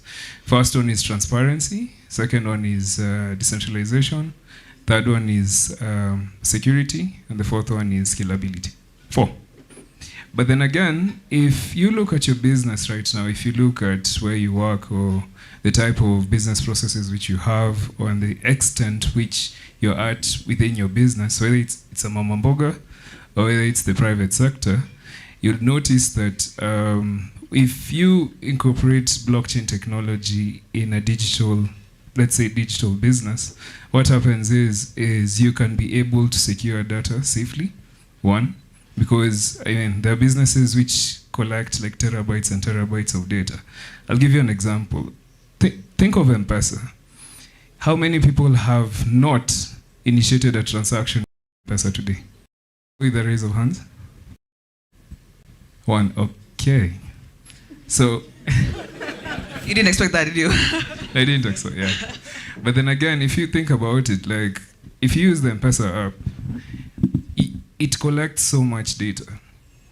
You know, if you use the M-Pesa app here, it collects like the coordinates of where you're at, 1, who you're sending the money to, the name, the specific location where it's going to, the timestamp, so on and so forth. So that's, to you, maybe it might not mean anything, but if you have terabytes of data based on just transactions, you can be able even to map out your patterns. Somebody can be able to map out the patterns, for example. So that's not data you want anyone to be able to get access to, but you'd want to secure it on a blockchain. And of course, the blockchain itself, how it's been built, has a security mechanism, mostly using encryption. So for somebody to access a specific segment of data, you'd require like 10 authorization and approvals from people in different levels in management to be able to access that data. That's just one use case. There is, transparency where, for example, you're dealing with so many moving parts, like logistics, for example. So you'd want an automated way whereby if you make a transaction from person A to person B, you don't have middlemen who are brokeraging that particular deal to be able to reduce maybe the amount or tamper with the amount which you're trying to initiate the transaction with the final person. So how do you solve that? You automate that process by using smart contracts, for example. So smart contracts is, think of it like, let's say I'm a patient and Vincent is a doctor, for example. So there are specific rules which I have to follow to interact with Vincent, for example. So for instance, I have to pay my bill so that the doctor can be able to give you the medicine. And that's business. But then again, how do you code that in a way where you automate this particular process and you don't have middlemen who are selling you drugs at a specific price, for example? So you have that transparency, for example, in a hospital where you could see all transactions, and also being somebody who can approve those transactions can be able to initiate these transactions and write on the blockchain. That's just the second use case. There's so many use cases, but if you look at all the use cases and break down the concepts based on the students I've been training on Web3 and also crypto trading, we've noticed that it all boils down to the 4 attributes. You can use it the way you want, you can change it the way you want, but it still goes down to the 4 attributes. Now, the biggest question we need to ask ourselves, whether guys who are running their own businesses or guys who are working somewhere else, what can it do? How can it be beneficial to me or to us as an organization? Because when you can use all the 4 attributes, or you can even use 1 attribute. You can only use scalability, for example. So the backend architecture of your solution, maybe you could be able to integrate it with an ERC20 network where you'll be able to initiate volumes and volumes of transactions using ETH. That's just an example. But then again, you have to sit down and see, okay, with my business, I'm a farmer. So I'd want when somebody buys my produce, can be able to see where they got it from, so that it can validate me as a farmer. So now imagine this, you have a cabbage which has been delivered to your doorstep. And then you have an app which you could trace where the cabbage was actually developed from or farmed from, the farm itself, the KYC of the farmer, how it was handled in the warehouse, who handled it, how it was deployed from the warehouse to my house until it has reached my doorstep, and the whole process makes it equivalent to the price which I'm being charged for that cabbage. Don't you think that would be an interesting world to live in? Beautifully said. My dear Vincent, Jeff mentioned Ether, but we actually haven't talked about cryptocurrency. So I want you to tell the audience, what is cryptocurrency? Jeff also mentioned M-Pesa. Now we all know the adoption of M-Pesa was quite unprecedented. It's all over, up to the grassroots. And it doesn't only depend on internet. You know, you can use it through the USSD platform. So define for me cryptocurrency and tell me if you believe the adoption of the same will be as rapid as M-Pesa, and if not, what are the barriers to overcome? Yeah, thank you. So I'm sure 90% of us were introduced to blockchain through cryptocurrencies, either through a scam or something of the sort. But personally, I was introduced to blockchain through development. So I understood and I understand the mechanisms around it, how the cryptocurrencies, now the tokens or the assets that you trade on this blockchain platform, how they are created, how they are traded, and everything from the journey to the end. So a cryptocurrency is just an asset that is traded on a particular blockchain. Every blockchain has its own native currency that they use. This is something that we agree, hey, this is my currency, it has this value, and we are the same way we have agreed about the Kenya shilling, you know. 1,000 is 1,000. So take an example like Ethereum, the native currency there is ETH, yeah. So any other token that comes there, now the barter trade, I will take it back to the traditional way of trading, whereby I have the money, there are 1,000, you come with your goods, maybe a cabbage. So for me to have that transaction, I have to have the real money, yeah, or you give me the good, I exchange you with the currency, you know. This is how the tokens work. So I have the native token, you come with your own token, you give me, I give you the token, and then later on, or any other way of trading is I can give you the same token, you can give me the same token. That's how peer-to-peer comes into play. So blockchain and the cryptocurrency is around the peer trading, whereby you have to have an asset, I have to have an asset for us to trade. So, and these assets are just moved in nodes. And these nodes, as Ali explained, they are just computers that are processing this information day in, day out. So when you hear cryptocurrency, it's just a token or an asset that is on a particular blockchain. They are defined in different ways. NFTs, these are just also assets, but with different protocols or a way of writing them to the blockchain. Like NFT, we use ERC 721 or 151. This is now going a little bit technical. Quite technical. Yeah, quite technical. And the one that you trade with on Ethereum or any other platform, they are called ERC20 tokens or assets. So they are just cryptocurrency. Now on the scamming, on the everything, you being scammed, these are just developers who created the tokens and provided something we call value or liquidity. You know, for you to trade with the Kenya shilling, it has to have value. So the token that you're holding has a certain value. Maybe you expect it to go to 10x. Why? Because people are going to create the value as time goes on. So these developers, in a clever way, they're able to time whenever, like after 1 million people have joined or after 10,000 people have joined, they pull out the liquidity and you are ragged. Or we call it you are scammed. Now it becomes a scam that this token you cannot even sell or do anything with it. It's just that. And since it's a smart contract, you'll have the token, but it doesn't have the value. You can't even sell. Some tokens you get into, you can't even sell them. Yeah. Why? Because they have timestamps that, hey, you get in, and through smart contracts or through the rules, you are forced to wait for a specific period of time, maybe 10 seconds or can be even 5 minutes, you know. So assume like many people have joined that token. So the number of transactions that are holding it become more. So any person who gets into a token fast reaps more. The others who come later, they are the ones who are rag pulled, are scammed, because now the token has appreciated, people have gotten their own value, and now there's no any other value, and you are rag pull or you're scammed. So scamming is not really scamming. It's just that the asset owners, they pulled out the liquidity from that token, or behind the scene, these people have attached their own wallets, and you're sending money to someone, you know.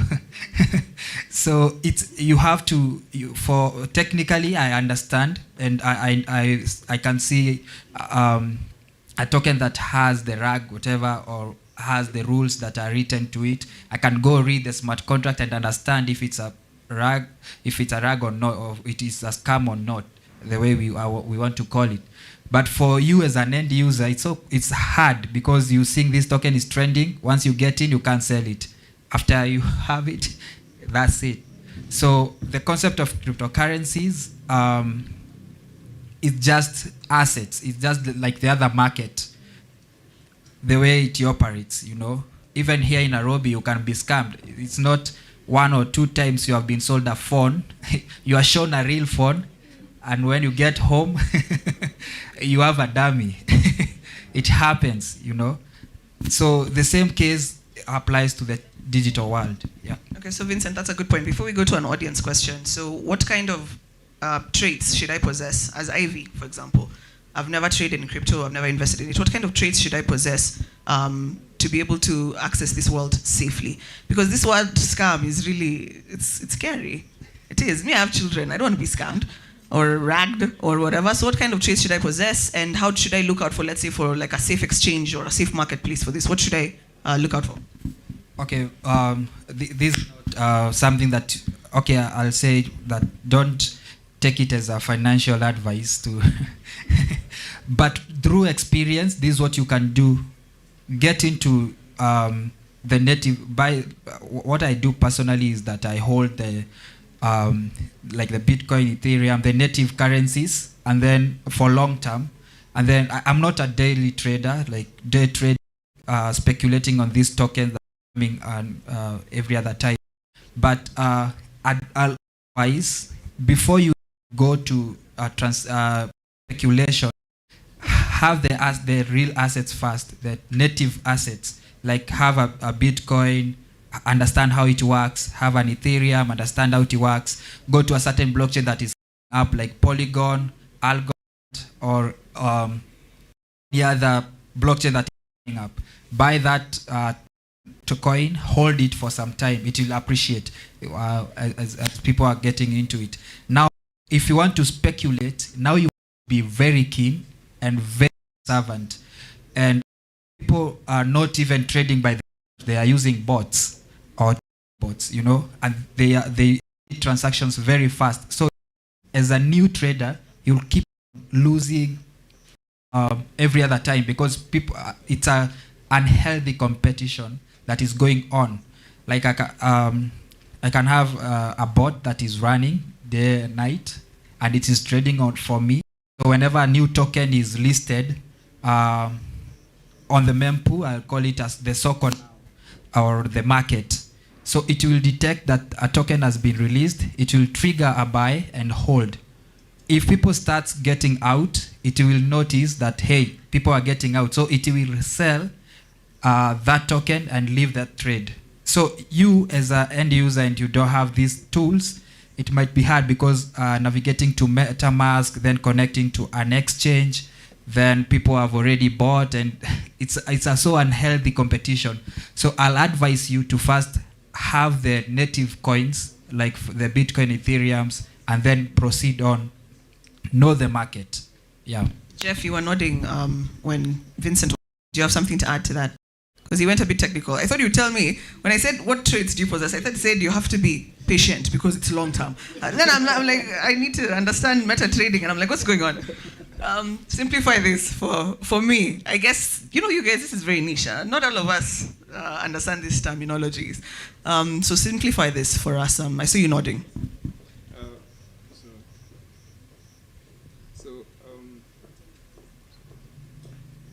Yeah, so think of it this way. I'll try to slightly change the narrative. What people are conversant with is the fiat currency, or the note in your pocket right now. So they're 1,000, they're 100, so on and so forth. Then you need to ask yourself, okay, so what gives the 100 shilling note in your pocket value? Anyone? Can shout. The government. The government. Okay, fair enough. So then it means there's a central authority which kind of decides about the currency, isn't it? Okay. Now, for somebody who wants to venture into crypto trading, the first thing is you have to read up on all these exchanges, more so like the top 5. So I can give you like the top, top 4. So first on LBank. Yeah. LBank. They're paying you. But then again, the exchange is quite good. I've used it to send a couple of transactions, and the return time has been really good. So I'd say LBank, Binance, Hotbit, FTX, and yeah, those are the top 4 which I know and I've used, and they're secure so far. But then again, each exchange, remember, exchanges have been built by developers. So basically means that nothing is perfect. But then again, you have to take an initiative to read up on all these exchanges to be able to understand even the networks they're able to handle, the assets or tokens which they listed, so that you are able to initiate fast transactions at a lower cost. Because that's the goal. If you're able to initiate like 2-3 transactions a day at a lower cost, then you're able to convert these tokens to different tokens of a different value. You can play around with the exchange and play around with the tokens to create value. But at the end of the day, you have to understand even just a high-level understanding of how all these exchanges work, because they're different. But then again, the differences is not just in listing the tokens and giving you the rates of the token, but the difference is if you make a transaction from the ERC20 network or Ethereum network to Cardano network, you need to understand these interoperabilities. Because if you do, then you can move any exchange anyhow you want, and then you can create as much value as possible. Jeff, where do we read about these things? And not all of us are going to read 3 books a day. Yeah, what are the resources that we're going to be able to utilize? Yeah, definitely, you can join our community. We share resources. I personally share resources, which even with my fellow panelists, who I work closely with, we share as much resources as possible, because everything we do as the Africa Blockchain Center is driven by research and development, and is driven by consultancy from different professors and different foundations or pioneers in the blockchain ecosystem who are also our partners.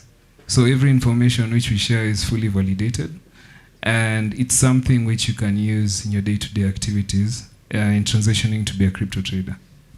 Okay, can I get a question from... Oh, you have something to say? Okay. Let me add on to what my other panelists have also said. Something that we also need to have in mind is cryptocurrencies sometimes are usually user-based focused, yeah? You as an individual, Ivy, why do you want to get into cryptocurrencies? Is it because you've just followed some influencer saying, oh, buy, it's got a pump 1000x, and then you want to jump in? Or is it because you particularly have family maybe outside the country, you transact a lot together, and you want to find an easy route to be able to send money to them? Or do you have some cash stashed somewhere where you feel like it's not getting enough value in the bank, and you are certain, based on your research, you found out that if it's stored in crypto, then it's going to definitely give you better value, you know, against inflation and all that? Like, what is the problem as you as an individual that you have? What is the gap that you're actually experiencing that you feel cryptos can actually be able to solve? Yeah, so you need to look at it from that perspective also. Do you want to get into crypto as a line of career, right? Because you can, yeah, you can get into it as a line of career based on maybe legacy industries. Maybe you had you know, a certain background in whatever it is that you're doing, but you feel fascinated in this space and you want to come in, you know. So you need to find out what is the gap that you are having and why are you getting into crypto. Then from that perspective, right, from that perspective, then you can be able to get the right resources to actually guide you in the right direction. Yeah. So I usually don't like this idea of people thinking that crypto is just all about, you know, trading and making money. No, there are so many use cases. Yeah. I know particular institutions that transact in crypto, but it's not about making money to them. It's because it's solving a particular problem that they currently have internally, right? It's not about, it's about speed, it's about transparency, it's about you know, no borders. Yeah, it's borderless, right? So what is your need? Let's get down to the need of the user. Yeah. Okay, so I'm being told we only have 2 minutes, so I have to give it up to the audience. Anybody who has a question for these amazing human beings, all under the age of 35, by the way? So interesting. So interesting. Okay, we have a question there.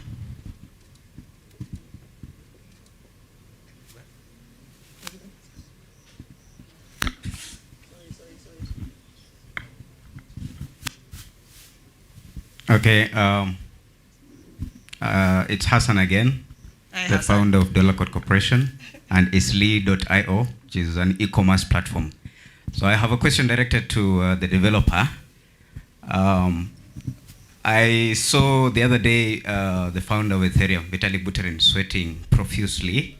Is trying to solve blockchain trilemma, because initially his main vision was to solve blockchain trilemma, the transaction aspect.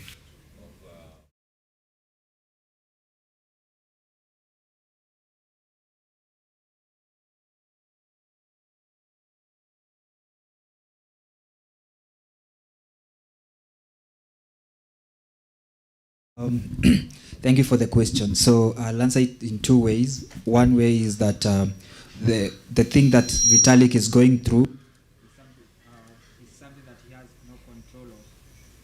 is something that he has no control of, because everything on blockchain is smart contract based, meaning once I deploy, that's it. I can't change, I can't do anything. It's immutable here.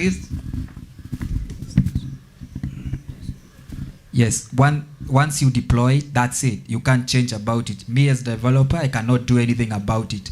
That is what Ethereum is struggling with. That also brings up the reasons why we have too many other blockchains that are built on top of Ethereum. We call them layer 2s, like Polygon, which are trying to now leverage on the disadvantages that Ethereum has, maybe on the transaction fees, or the scalability of Ethereum in itself. So yeah, he's struggling to come up with a way of, maybe what they can do is just come up with another chain which is hard than even than what even his competitors actually are doing on the layer 2. So one thing that you should be careful with when deploying applications of blockchain, be very categorical to know what you want to be on the chain and what you want to be on not on the chain, because anything that you want to change regularly, don't put it on blockchain. What you want not to change regularly, put it on blockchain. That's the rule, you know, and keep updating it every other time. And finally, shun away from cryptocurrencies because it is not entirely the blockchain. Actually, it's just a percentage of what blockchain can do. So it's just a successful way, use case, one successful use case of blockchain, but it's not entirely blockchain. So there is the whole perspective of blockchain that you, as a user, you are not seeing. Use cases, there is permissioned blockchain, which is more secure. There is the public blockchain. So there is so much we can talk about blockchain, but due to time, I think we are so limited, and we cannot really explore.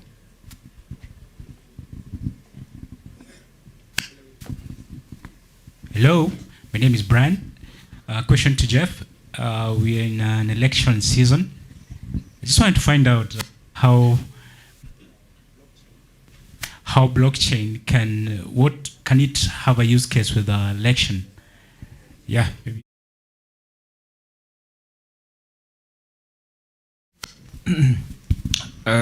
So as I previously mentioned, if you look at the attributes, the one main attribute you could use during the election season is immutability. Now, basically, immutability means if you write once, you read many, but you can't change.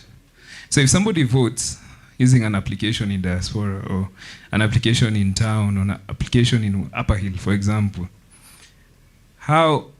if I vote where I'm seated right now using a mobile app, I have so many questions like, will somebody tamper with the packet, the network, to, let's say, go into the database, or will my vote reflect? That's even the question you ask yourself. Because I'm just looking at a digital world in the next 5-10 years where guys will be like voting with mobile apps. But then again, if you look at the immutable nature of blockchain technology, and you use like a decentralized application to make a vote, the vote essentially goes to different nodes, basically on how you've configured your backend. But these nodes are like computers. They're decentralized. Decentralized meaning they have each computer has a mind of its own, but they communicate. So if, let's say, one computer has so much load than this other one, they can be able to communicate and divide the load between the two computers. Now, this is the pathway from the vote in your phone. Now, I'm just walking you through the network. Now, going to the network, going to now the database itself. Or if you're using IPFS or any decentralized storage, like storage, which was built by Cardano, what happens is you have two ways of storing that data. You can store it once and don't give any permissions to anyone to edit that data. Or you can store it once and give data. Now, if you look at that mechanism during the election ecosystem, what happens is you have actually created a process where people in different realms, whether it's from, in the rural area or in the urban area or abroad, they can be able to initiate their votes in a trusted mechanism.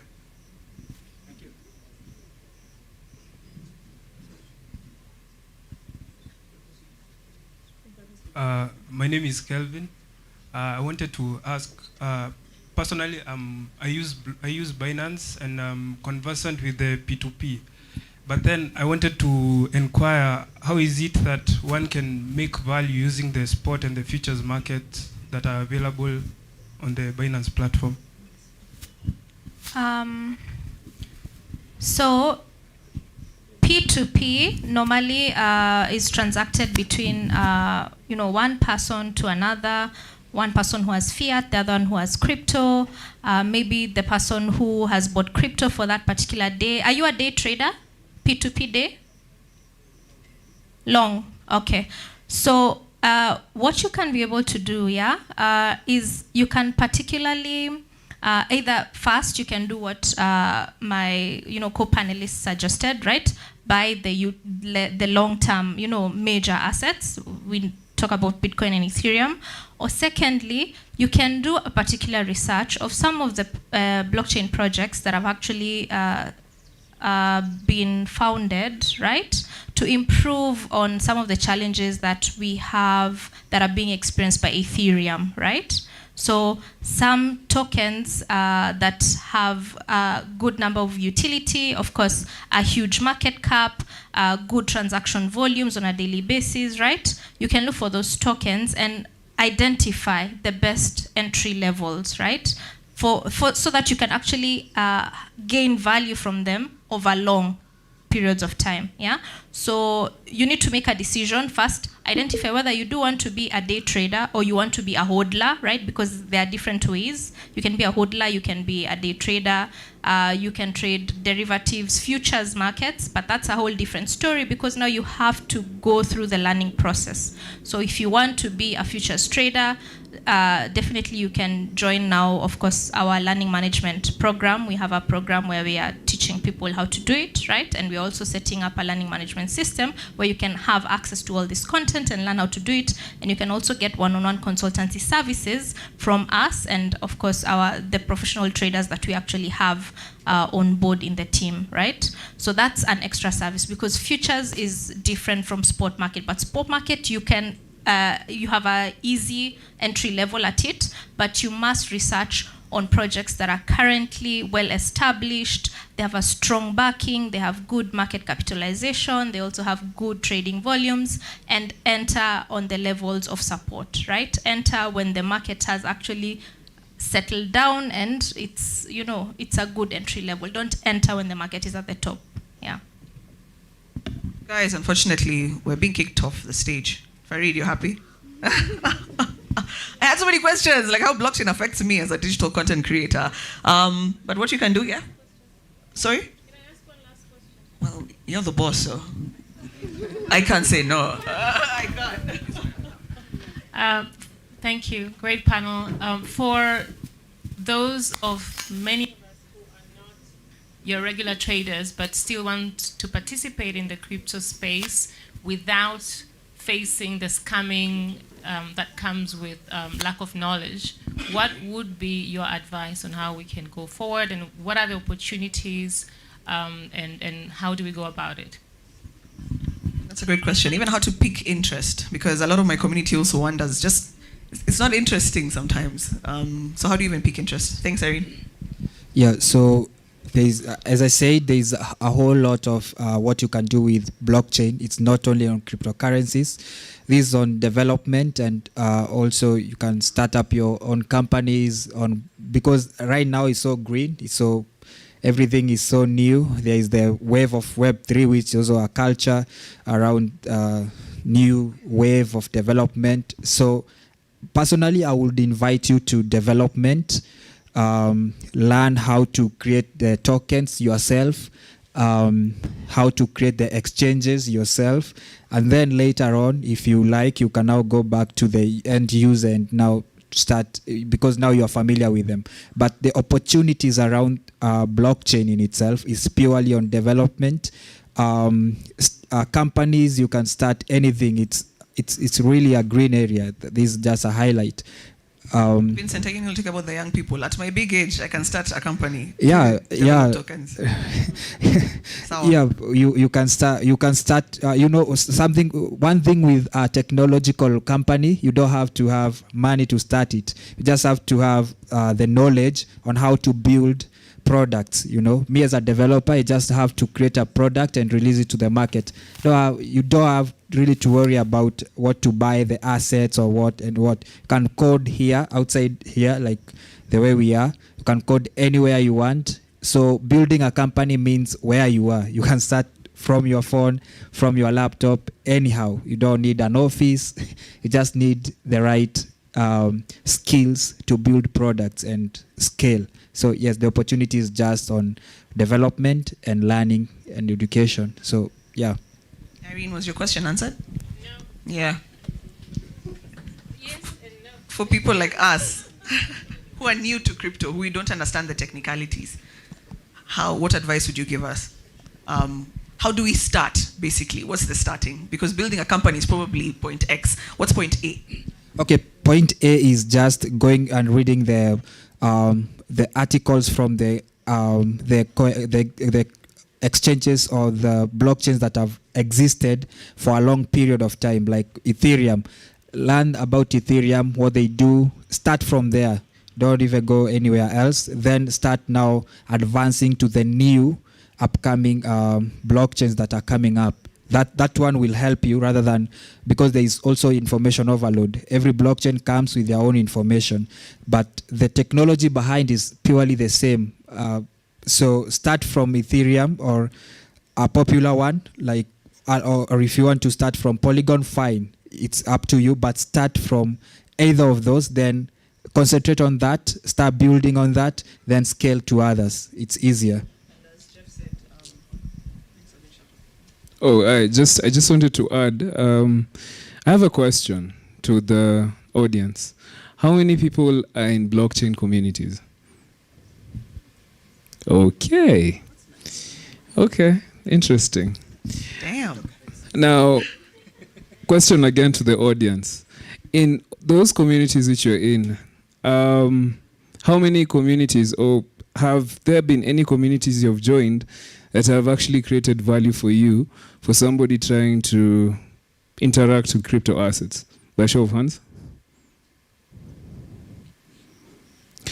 Okay, so this was actually a poll in real life. This was a Telegram poll in real life.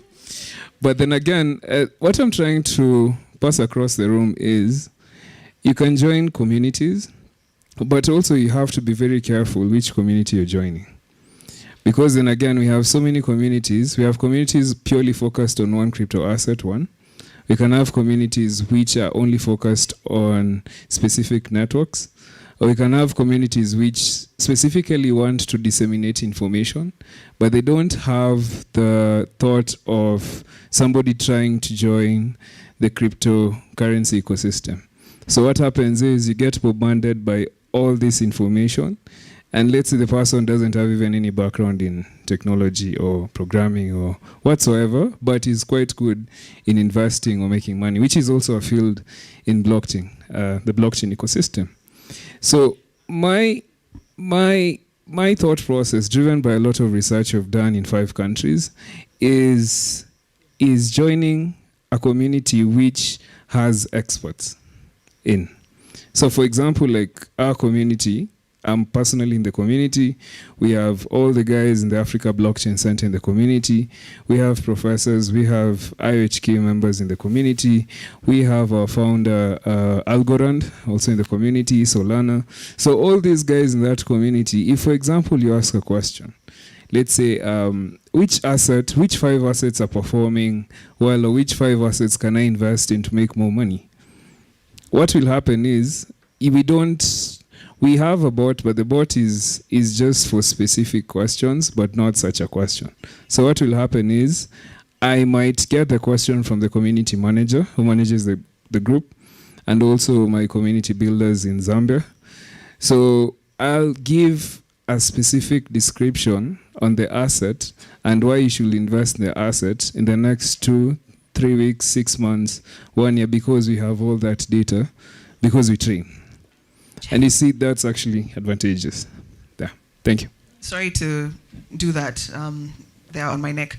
The parting shot, other than a summary, I think maybe because I can see a lot of young people here, and I really love that. Maybe because we've been told that Cardano is hiring, so I want you guys, as the parting shot, to say maybe 3 skill sets that each person should possess. If someone is in university or something like that, what is it that they should be studying right now, or what skill sets should they possess? 3 of them. Each of you give me 3, and then maybe we can close off so that if you guys can get some job opportunities from this.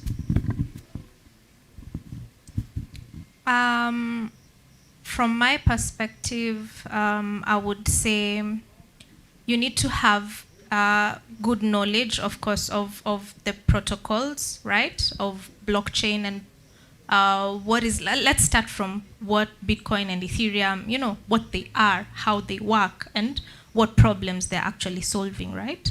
So understand that. Then also be a creative thinker, right? Think outside the box, right? Because how blockchain works, it's a very transformative industry. It's also a very disruptive industry. So you must have the mindset of thinking outside the box, right? Then also you must be very proactive, right? You must be proactive because there's a lot of knowledge that's out there that's very scanty all over the place, right? So you must be able to know how to decipher what is okay from what is not okay outside there, and be able to actually have that kind of mindset to bring back value to the company. Yeah. Yeah, I'd say technical knowledge for guys who want to venture in Web3 development, more so around Solidity, the Solidity language, Teal language, and Haskell, more so backend languages. There is also being proactive, as mentioned by my fellow panelists, because of community management. That's also good business, which we can offer. And also around more so investments, because of crypto trading, because at the end of the day, you want to enter the crypto trading ecosystem to make money. So the specific principles which you have to understand to be able to manipulate these assets to create value. Okay, yeah, so if you're JavaScript developer, if you're Node.js developer, you're a Java developer, it's your space. So start from there. And mind you, if you want to work for Cardano as a technical guy or any other blockchain development, first understand the basics of programming.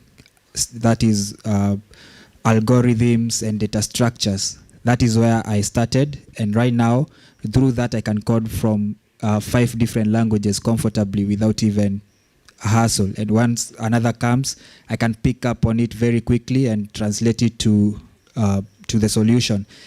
And in the mind, even not knowing, I can finish a project without even knowing the language entirely, how it looks like, because I understand the data structures and algorithms. That is for the developers. For others, there are other opportunities like project management. There are projects that are coming to these positions, community managers. There are so many other opportunities for non-technical developers, article writing, technical specification writing for this blockchain development work. So there's a lot on that side. We can say I'm trying to compress the information that I have. So that last one to give. yeah. So please start from where you are, the knowledge that you have technically, then translate it to Web3. Solidity is just JavaScript, C++, and Python combined. So there's others like Go, there is others. So don't fret about the blockchain first. Understand the technicalities first before you go into data structures and algorithms.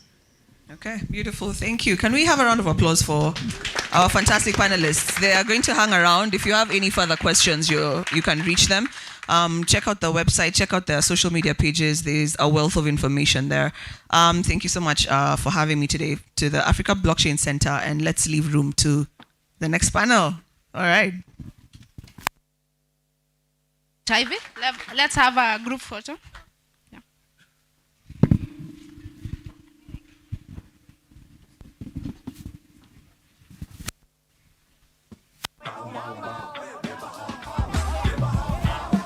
Wabebe, skilo, wabebe wasikia. Thank you so much. Thank you so much, Ivy.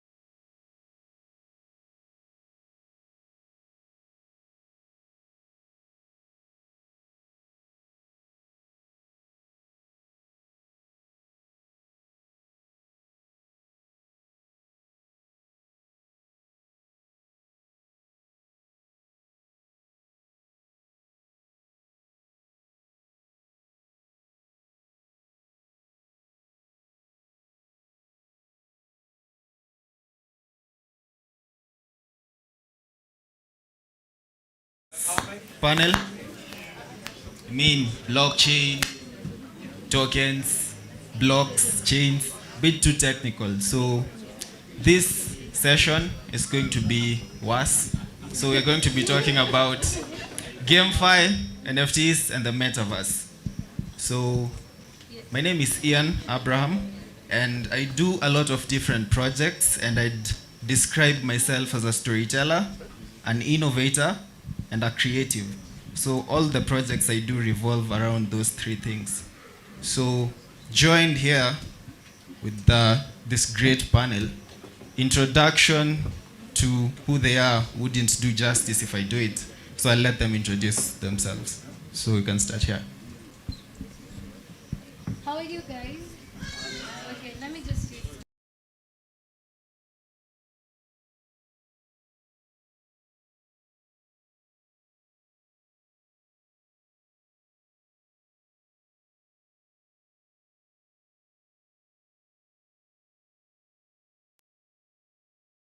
And NFTs, we think about fun. So my name is Lynn Getao. I am the founder of Metaverse. I don't know if you can see this, Metaversations. So basically, I literally do research on Metaverse. It's a new concept. It's something that I just looked at and I said, wow, this is the kind of world I want to be in. So my work is to do research, look for companies that are venturing into Metaverse, like Meta, find opportunities, and link them up to African people. Because I think this time round, Africa should not be left behind when it comes to innovations. We are always left behind. We just find things organized and then we're just thrown there. This is how the world works. But it's now high time we position ourselves in the metaverse and change the whole narrative. So that is what basically I do.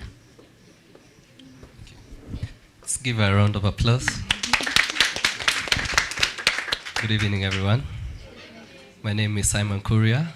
I'm a guy who likes to have fun, play games, and above all, I think I like to make money.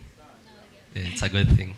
So yeah, I'm the co-founder for Ngamia Games, currently situated here at Adedian Labs, and I'm also the acting lead programmer for our current project. And it's good to be here with you guys. I hope you're gonna have fun and a good session. Thank you. Hi everyone. Hi, I'm Yvonne Kagondu. I am happy to see all of you, new and familiar faces. I'm a consultant in the blockchain space. Locally, I do blockchain business in Kenya and on a global scale communities. As the previous panel, I think it was Jeff who talked about the importance of communities in the blockchain space. And yeah, I'm happy to see you and to interact with you. I hope we'll learn a lot from each other. Thank you.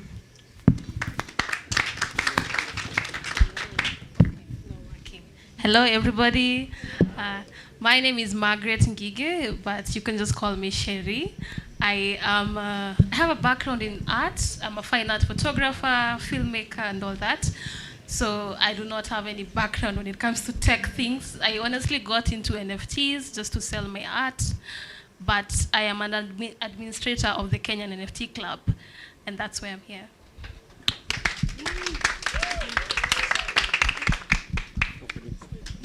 Good afternoon, everyone. Hope you're all well. Hope you're all having a good time. Slightly similar background to her. My background is in the creative and marketing world. Now getting into technology with marketing and building communities. And we make games, great African games. Our main game is focused on a Maasai warrior, fighting poachers, fighting lions across Africa. Very excited to be here.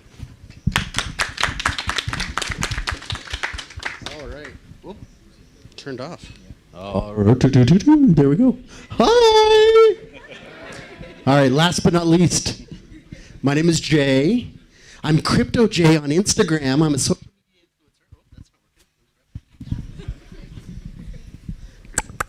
I'm up to 37 followers. So if all of you follow me, I'll like double my following. I'm the CEO and founder of a company called Usiku Games based here in Nairobi. Yay! And And I'm also chairman of what's called PAG, the Pan-Africa Gaming Group.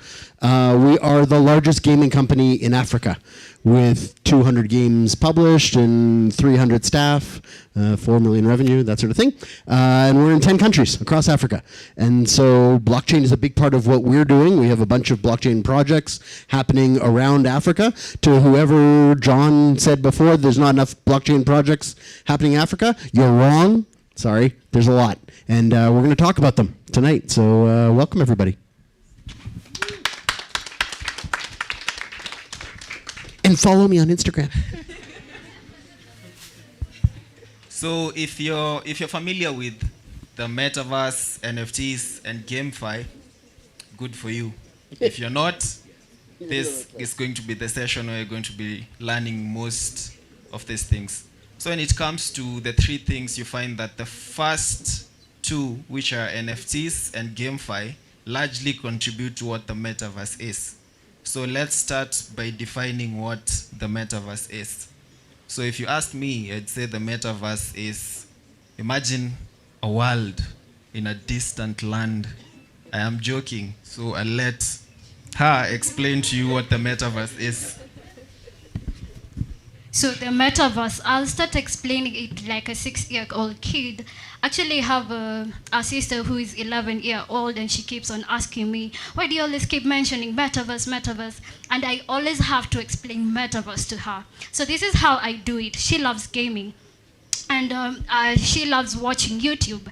And I told her, now imagine, she loves watching the royalty family. Now I told her, imagine if the royalty family can call you to their home without any limitations, without paying for flight tickets, without anything, with just the press of a button. That is what Metaverse is all about. Just where you want to go, there is no limitations. It is a marriage between the physical world and the digital world.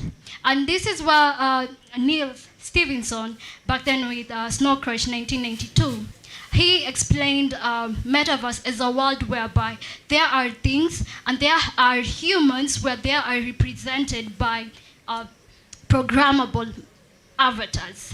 I hope avatars is not such a huge jargon for you. I hope you do understand what avatars is. And recently we just saw Mark Zuckerberg announcing that he's no longer doing the Facebook brand, and he changed it to the Meta just because of something called Metaverse.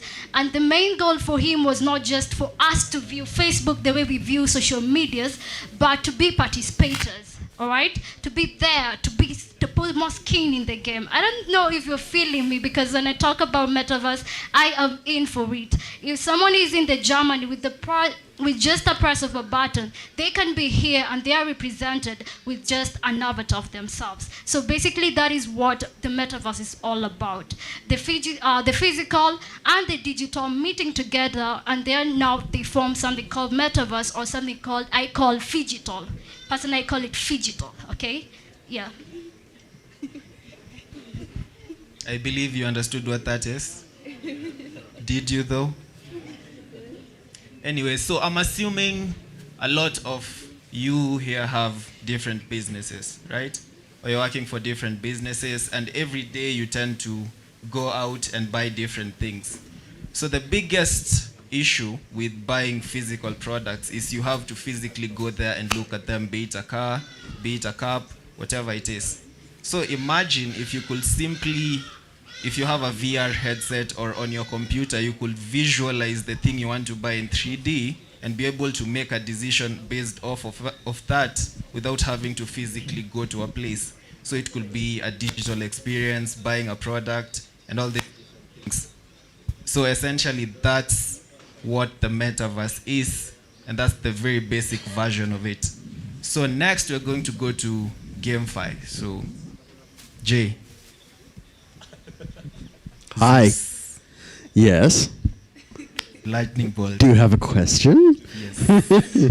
Or just Jay? So Jay, are you asking me what is GameFi? So tell us a bit about what GameFi is, and for all of us wondering, how is it relevant to us and the opportunities available in GameFi? In 5 minutes. All right. Who here has ever played a video game? Right? Okay. Who here has ever played World of Warcraft? Anybody?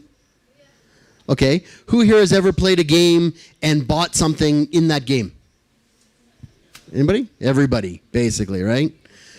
What's that? Watched an ad in a game. Or whoever's watched an ad in a game, right? Whoever's played a game and won something, right?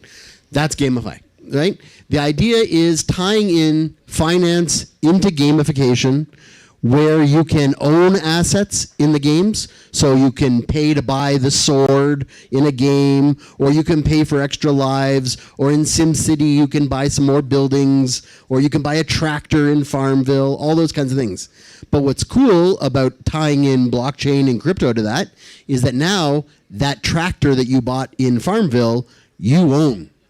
And you can now sell it to somebody else, potentially. There's $4 million a day transacted in World of Warcraft. That's a very old game that existed long before blockchain or crypto came around, right? This concept is not new.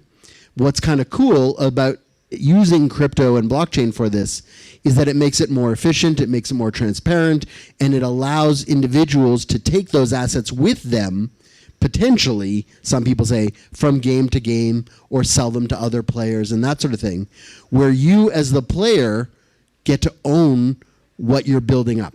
That's one model of GameFi. The other one is that you can earn from games by doing work within the games, and by, like I said, like selling things. And the most famous example of that is Axie Infinity, which is not a good game, by the way. I do not recommend it to anybody. But it's the biggest example, right? That people use, and it's really it's an early example of how games are changing, including the ones that we're making as secret games that have the potential now to do some real good in society, and I think we'll talk about that in terms of gaming for good as well. So, Ian? Okay. So my question as a layman to you and Dean would be, if I run a fashion company, for example, and I make outfits in 3D, and I'm selling them to people who are going to put them on their avatars in games, does that count as GameFi, or is it NFTs, or is it generally the Metaverse, because it intersects all three? So then where does that come in? Unless you want to. I'll take it if you don't want to. So the line of separation is sometimes very thin. The simplest explanation, and we were just talking about it, is an NFT is a receipt. GameFi is buying something digital in a game, and Metaverse is a digital world. So they technically are different things. And NFT is not an image. See JPEG. It's the receipt. It's not an expensive JPEG. Yes, it's simplified by saying NFT, but the NFT is the receipt. It's the transaction. When you know simu 10K, for example, 20K kwa duka, your mom will tell you usitoke hapo bila risiti. Hata afadhali uache simu utoke na risiti. The reason is, if something was to happen to the phone, you can go back, you can get it fixed, it has a warranty, and so on. So that's why an NFT is valuable, because you can get value out of it. Neza download image, yenye iliuzwa jana $100 million, $400 million, etc. Doesn't mean I own it. But the person who bought it and has the receipt owns it. So he can sell it to someone else. And over time, it has other use cases for more realistic things.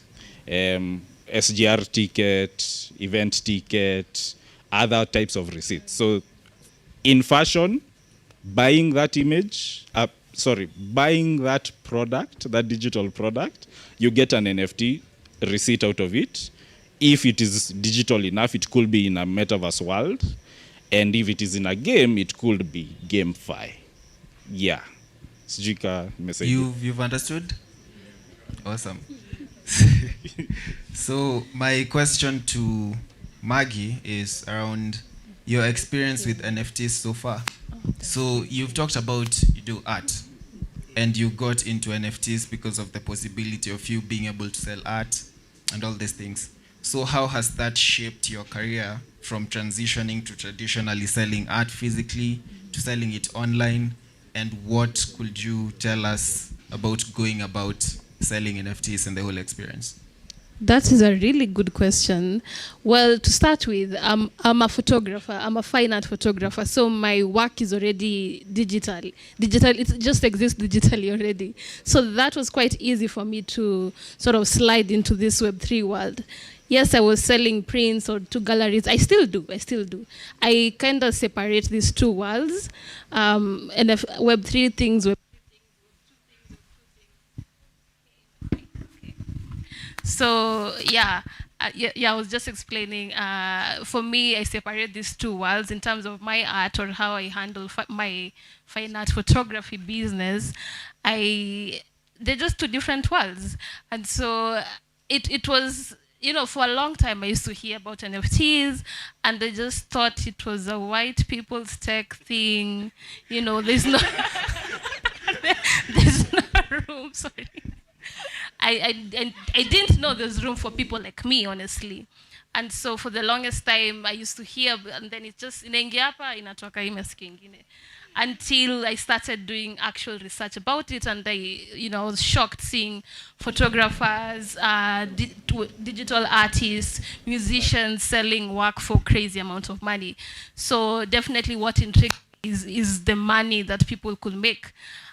Without any tech background, so I just jumped into it, honestly. I never did my research so much. I stayed up like for 2 days. The third day I'd already minted. And I just started marketing, or what we call shilling, in different Twitter spaces, Discords, and all that. And it has been an incredible journey. The things I've learned, and as the previous panelist was talking about, there's various opportunities in Web3. I think a lot of us have gotten here with one mindset, or we want to do one thing, then we come and we find there's a million options that you can venture into. But at the end of the day, I'm still an artist, and I'm still practicing my art. And I think the NFT space is a sort of safe haven for artists. Artists finally have a chance to there's an incredible opportunity to just make money out of your art that maybe weren't acceptable in Web 2, maybe 2D work that you couldn't have sold in a gallery or a museum. This is a chance now. You can literally sell anything as long as you can justify, they have the value. Yeah, I think I don't know who told me, selling art is just about justifying your bullshit. Whatever you're selling, as long as unaweza use tu sera uko tu sawa. So finally, we have that platform. Interesting. So at the moment, when you go around the internet and you're looking at different concepts being used for marketing, you start to come across words like gamification, where people are gamifying the whole concept of marketing. So creating games around marketing, where you're able to win awards, and all these different tokens, so to speak. So to ask the question to Ngamia Games, are you considering any of these things, and how can people who are in this session benefit from such, or be able to plug in their businesses to the metaverse? Thank you for the question, Ian. Gamification refers to this process where we make interactive applications that users can be able to maybe do a few actions, and then once you're doing those few actions, we're actually teaching you or giving you some information about another product. So it appears that you're playing a game, but in real sense, we are giving you information or teaching you something else. And at Ngamia Games, that is one of the most important things that we are going to be doing. We want to do gamification for almost every sectors of economy and society. We want to help guys understand the kind of things that are happening maybe in the socio-political world. We want you guys to understand things in medicine, the healthcare sector. So we do this gamification thing, and we help you guys to understand and to have this information without it having to be bulky. You actually enjoy doing it. So yeah, that's it for me. Nice. Has everyone understood that? So I'll ask the panel an open-ended question. So when you talk about GameFi, when you talk about NFTs, when you talk about the metaverse, all these concepts, along with blockchain and crypto, intersect to form the metaverse essentially. So for someone who wants to get into the whole concept of the metaverse, what do you need? Do you need a mobile phone? Do you need a VR headset? What do you need in terms of tech so that people don't assume it's a very hard space to get into? So I'll give anyone an opportunity to take up that question. Do you like me to answer that? So basically about the metaverse, actually it's in its development stage. No company has figured it out like completely, even Facebook itself. So most of the companies are in the development stage, and actually this is the best time to research about metaverse. You go hand in hand with them, see what they're doing, what is Meta doing, what is Outliers Ventures doing. There's so many companies, there's Sandbox, there's Upland. Just see what they're doing, join them in their community. You can look for these people in the LinkedIn. How many of us have LinkedIn?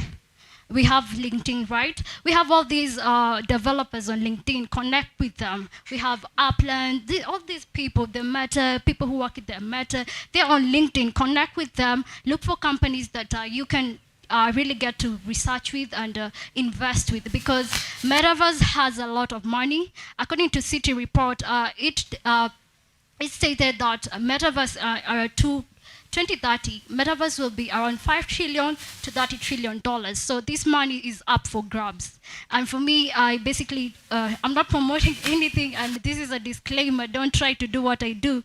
I researched, and I found a Netherlands company that is printing all places in the universe that are worthy of tourism attractions. So they've printed France, they're printing Kenya, they're printing 3D printing.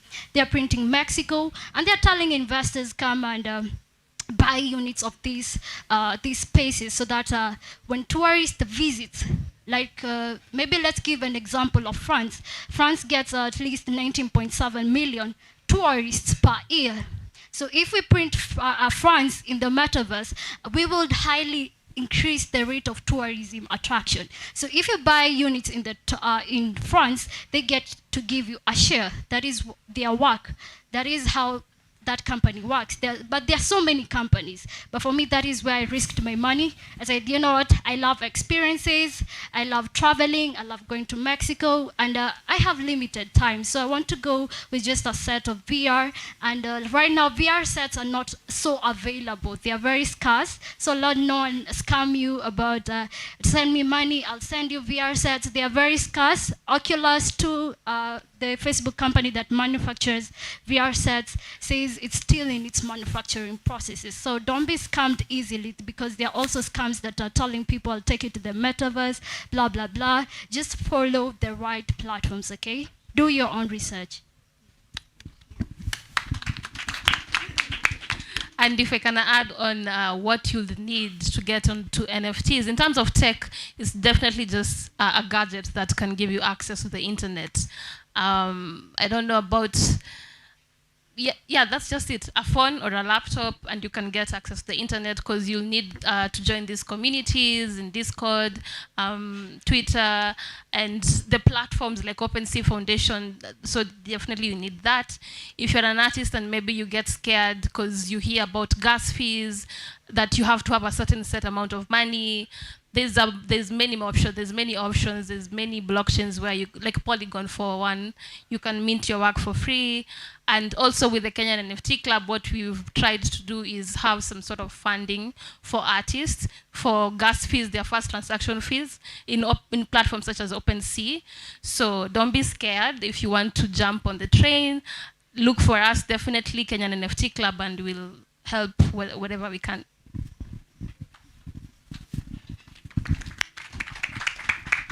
Thank you for that.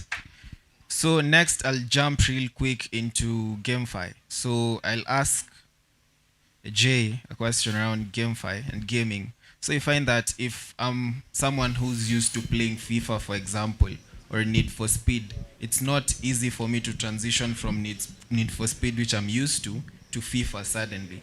So you find that at the moment, people are playing regular games. They're not necessarily GameFi games. So how are you transitioning your customers essentially for the games you're building for GameFi from traditional games to GameFi and handling the learning curve in between? There we go. Hello. So for us, we are building what people call tokenomics into our game platforms. And it's late in the night and all the batteries are dead. This is why, children, you always buy fresh batteries before you do a conference. What I'm saying is we're building sort of gamification into, sorry, not gamification, GameFi into our existing platforms. And fundamentally, Asiku Games is what you call a social impact game development studio. So we make games to try and make the world a little bit better through either that education or behavior change or that sort of thing. And so in the next couple of months, we're going to be releasing a platform where you can play our casual games that are kind of like Angry Birds or Candy Crush or those sorts of things. Things that you would play while you're sitting in a matatu in traffic for 15 minutes or 20 minutes or that kind of thing. If you've ever been in a matatu for 15 minutes, right? More like an hour. And as you're playing and you're getting through various achievements and levels, you're earning coins. And you're winning these what we call stable coins. And you can then cash those in to spend money in real world investments on things that are socially beneficial for you as a person. So topping up your NHIF, paying for your school fees, doing crop insurance with Acre Africa, those sorts of things that you can do by playing games, right? And that's the power of GameFi, is being able to take that gaming exercise and actually turning it into a financial win for yourself. And we always say that it's like the winning without the losing, right? It's if you take Sport Pesa, most people lose, right? You're betting money. Well, our games are free to play. So there's a chance for you to win the coins, but you don't actually lose because you're not spending anything. Nice, interesting. So I believe that everyone understood. So it's been 30 minutes and our time is almost up. So I'm sure a lot of you have questions to ask afterwards. But due to the short duration available, I'll give each panelist the time to give us a parting shot. So tell us something you'd like to know about your company, projects you're doing at the moment, things you want people to engage in, and any opportunities available for different companies and individuals at the audience. 30 seconds, start at that end. Ask. That's a great idea. So that comes from crypto investors who buy our coins, and 50% of the funds that we raise from those coins go directly into minting the stable coin that then goes out through the games. It's a good question. Go for it, 30 seconds. Lightning round. So my parting shot is, don't be afraid of what is new and just try it out and do your own research. Meanwhile, you can follow me on Facebook at Metaversations. You can follow me on LinkedIn, Lin Getao, and I can possibly hook you up with opportunities and companies that are willing to invest in Africa on regards to Metaverse. Thank you. For my last words, I think probably just allow me to add something I forgot about, the gamification thing, and it has to do with the Metaverse. Guys, don't be afraid. The Metaverse is not only available in VR, as she mentioned. We have so many other things like AR and XR, which you can access from your phone, yeah? They're really awesome. You should check them out. If you guys haven't, go Google what AR, XR is, and you're going to have fun. I mean, if you could just open your camera and visualize a dog walking here or some tanks fighting, isn't that great? So that is AR and XR. So as long as you have a phone, the Metaverse is an open platform for all of you. And for the gamification part, there's so much more that you guys are going to be able to find out. But once, before I finish, follow me on LinkedIn. At Simon Korea. I'm not sure I have an Instagram or Twitter. Oh yes, I do have Twitter. Simon Korea as well. And we have a website for Ngamia Games. I'm sure Jay will check it out. We are migrating to a new and much faster server this weekend, so it should be back online sometime next week. ngamiagames.io. We look forward to see you guys visiting the page, and we're going to have a blog where we're going to publish all the news and posts and all the new things that we have in development. And welcome. It was good to have you guys here.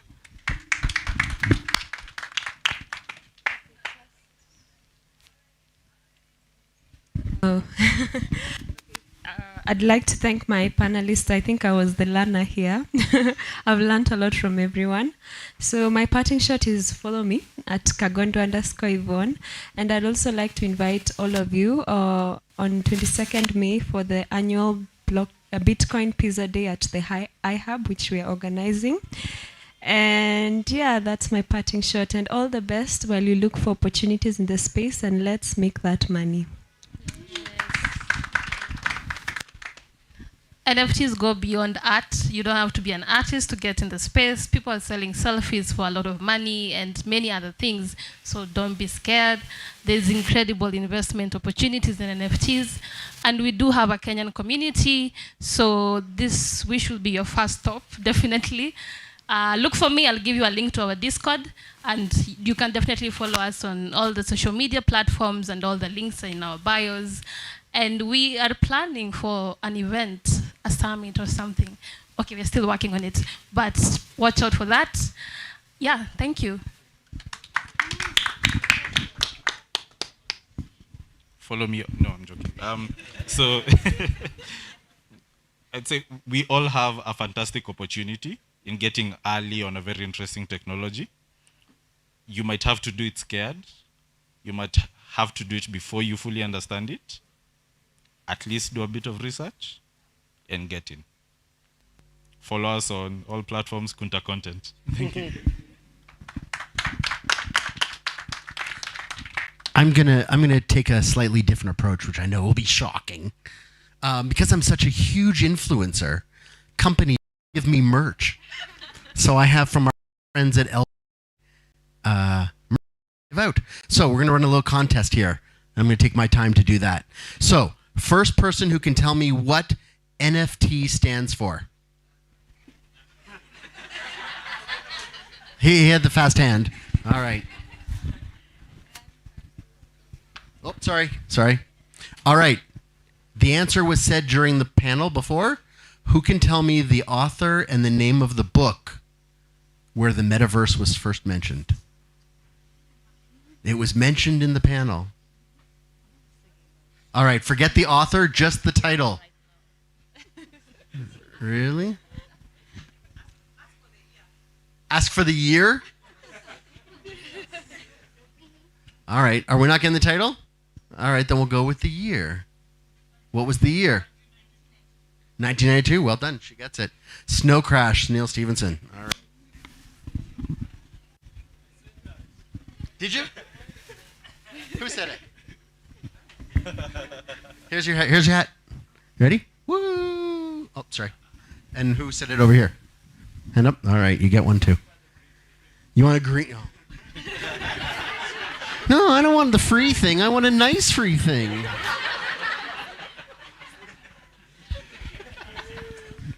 All right. I got to think of a good one or this one. We're going to do the green on this one, okay? Who here knows the song YMCA, Village People? Yeah? You know it. Do you know how to do the dance for the YMCA? How do you do it? YMCA. Are you come up here and do the NFT dance? NFT. Come on, first person who comes up and does NFT gets the hat. No, that's twerking. I know it comes naturally to you. And honestly, if I had a butt like that, I would do it too. But No, NFT. Come on, come on, come on, come on.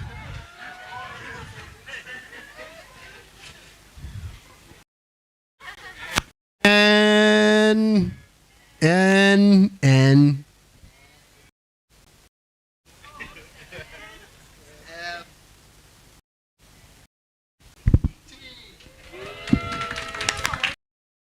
What's that? You want? Oh man, I tell you, the crypto crowd are like demanding, so demanding. Okay, who here opened a crypto wallet for the first time today at this event? For the first time, created a wallet for the first time today. You never had a wallet before? You started one today? You're brand new to crypto? That deserves a hat. There you go. All right. Thank you, everybody. Try the feel. Well, that was amazing. Another round of applause for the panel. So guys, thank you for attending this session, and thanks to the panel for your amazing insight. We really appreciate it. So on that, I think we will close, and I would like to invite Yvonne to talk about career opportunities next after we leave. Thank you.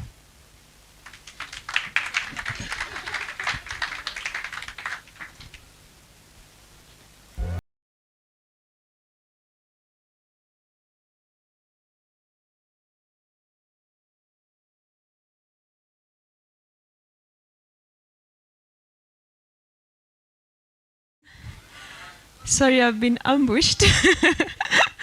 But okay, maybe I could just introduce myself once again. I'm Yvonne Kagondu. My good friend Joanne invited me to talk about opportunities in the blockchain space. So maybe I could just start with giving my story. Graduated from uni back in 2017, and just like any other fresh graduate, I didn't know where to start. I didn't know where to look for jobs. I was clueless. I didn't have any money to invest in crypto. So I started going for meetups. I went for such meetups. I networked. That was back in 2018. And what I usually say, what I've also had many people say, is that blockchain saved my life, because at that point I realized I was going to be a young mother, and I was straight from school. I was unemployed. I had zero, nothing. But from meetups like this and interacting with like minds and people who are interested in, you know, getting the opportunity, as Alice said, being proactive, I was able to build my career in this space. I gained knowledge, and I became a community manager professionally. I always joke that I used to get text, like literally, I'm on my phone, I'm texting, replying someone as a community manager, and I was able to, you know, raise my daughter easily and safely, and, you know, make money. So when it comes to making, finding opportunities in the blockchain space, first you have to think outside the box. Like the situation, I like giving the situation of the postman and Facebook. So probably when back in the day, getting a job in the post office was the it thing, like sending a telegram message. Remember those telegram messages that you know, you count the number of letters, and that's how much money. Each letter is 7 bob. You don't know if you remember them from primary school. But that was the money back then. When Facebook came in, when telephones came in, everything changed, and the postman went out of job. So when you come into the blockchain Web3 space, you have to think outside. You don't think, can I be, you know, you don't think what's happening now. Can I be a banker in the blockchain space? You have to think, how can I tap in a new space? Before, texting was not a job, but now we have community managers, and all they do is sit and, you know, now we have the Metaverse, we have NFTs, and all this present new and open opportunities. So there's so many ways to tap, and it's an open secret that the space is overfunded, and it's waiting for us Africans to take the opportunity, because first, we are a very young generation. And second, we are very eager to learn. We are eager to get recognized in this time. And it's a fact that the African continent has become the largest, one of the largest, second in the world, second consumers of crypto and blockchain products. We're not left behind. We are not left behind. So I'd encourage you all to take the opportunity. And as I said before, let's make that money. Thank you.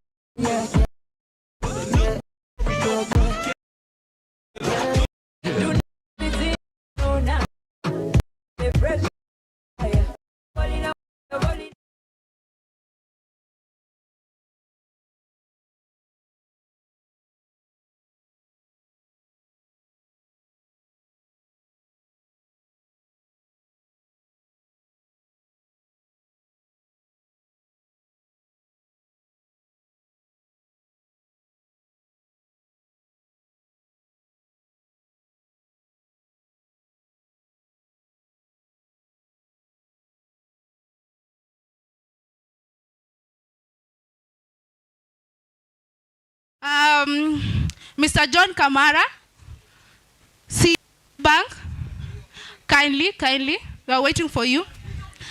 What else?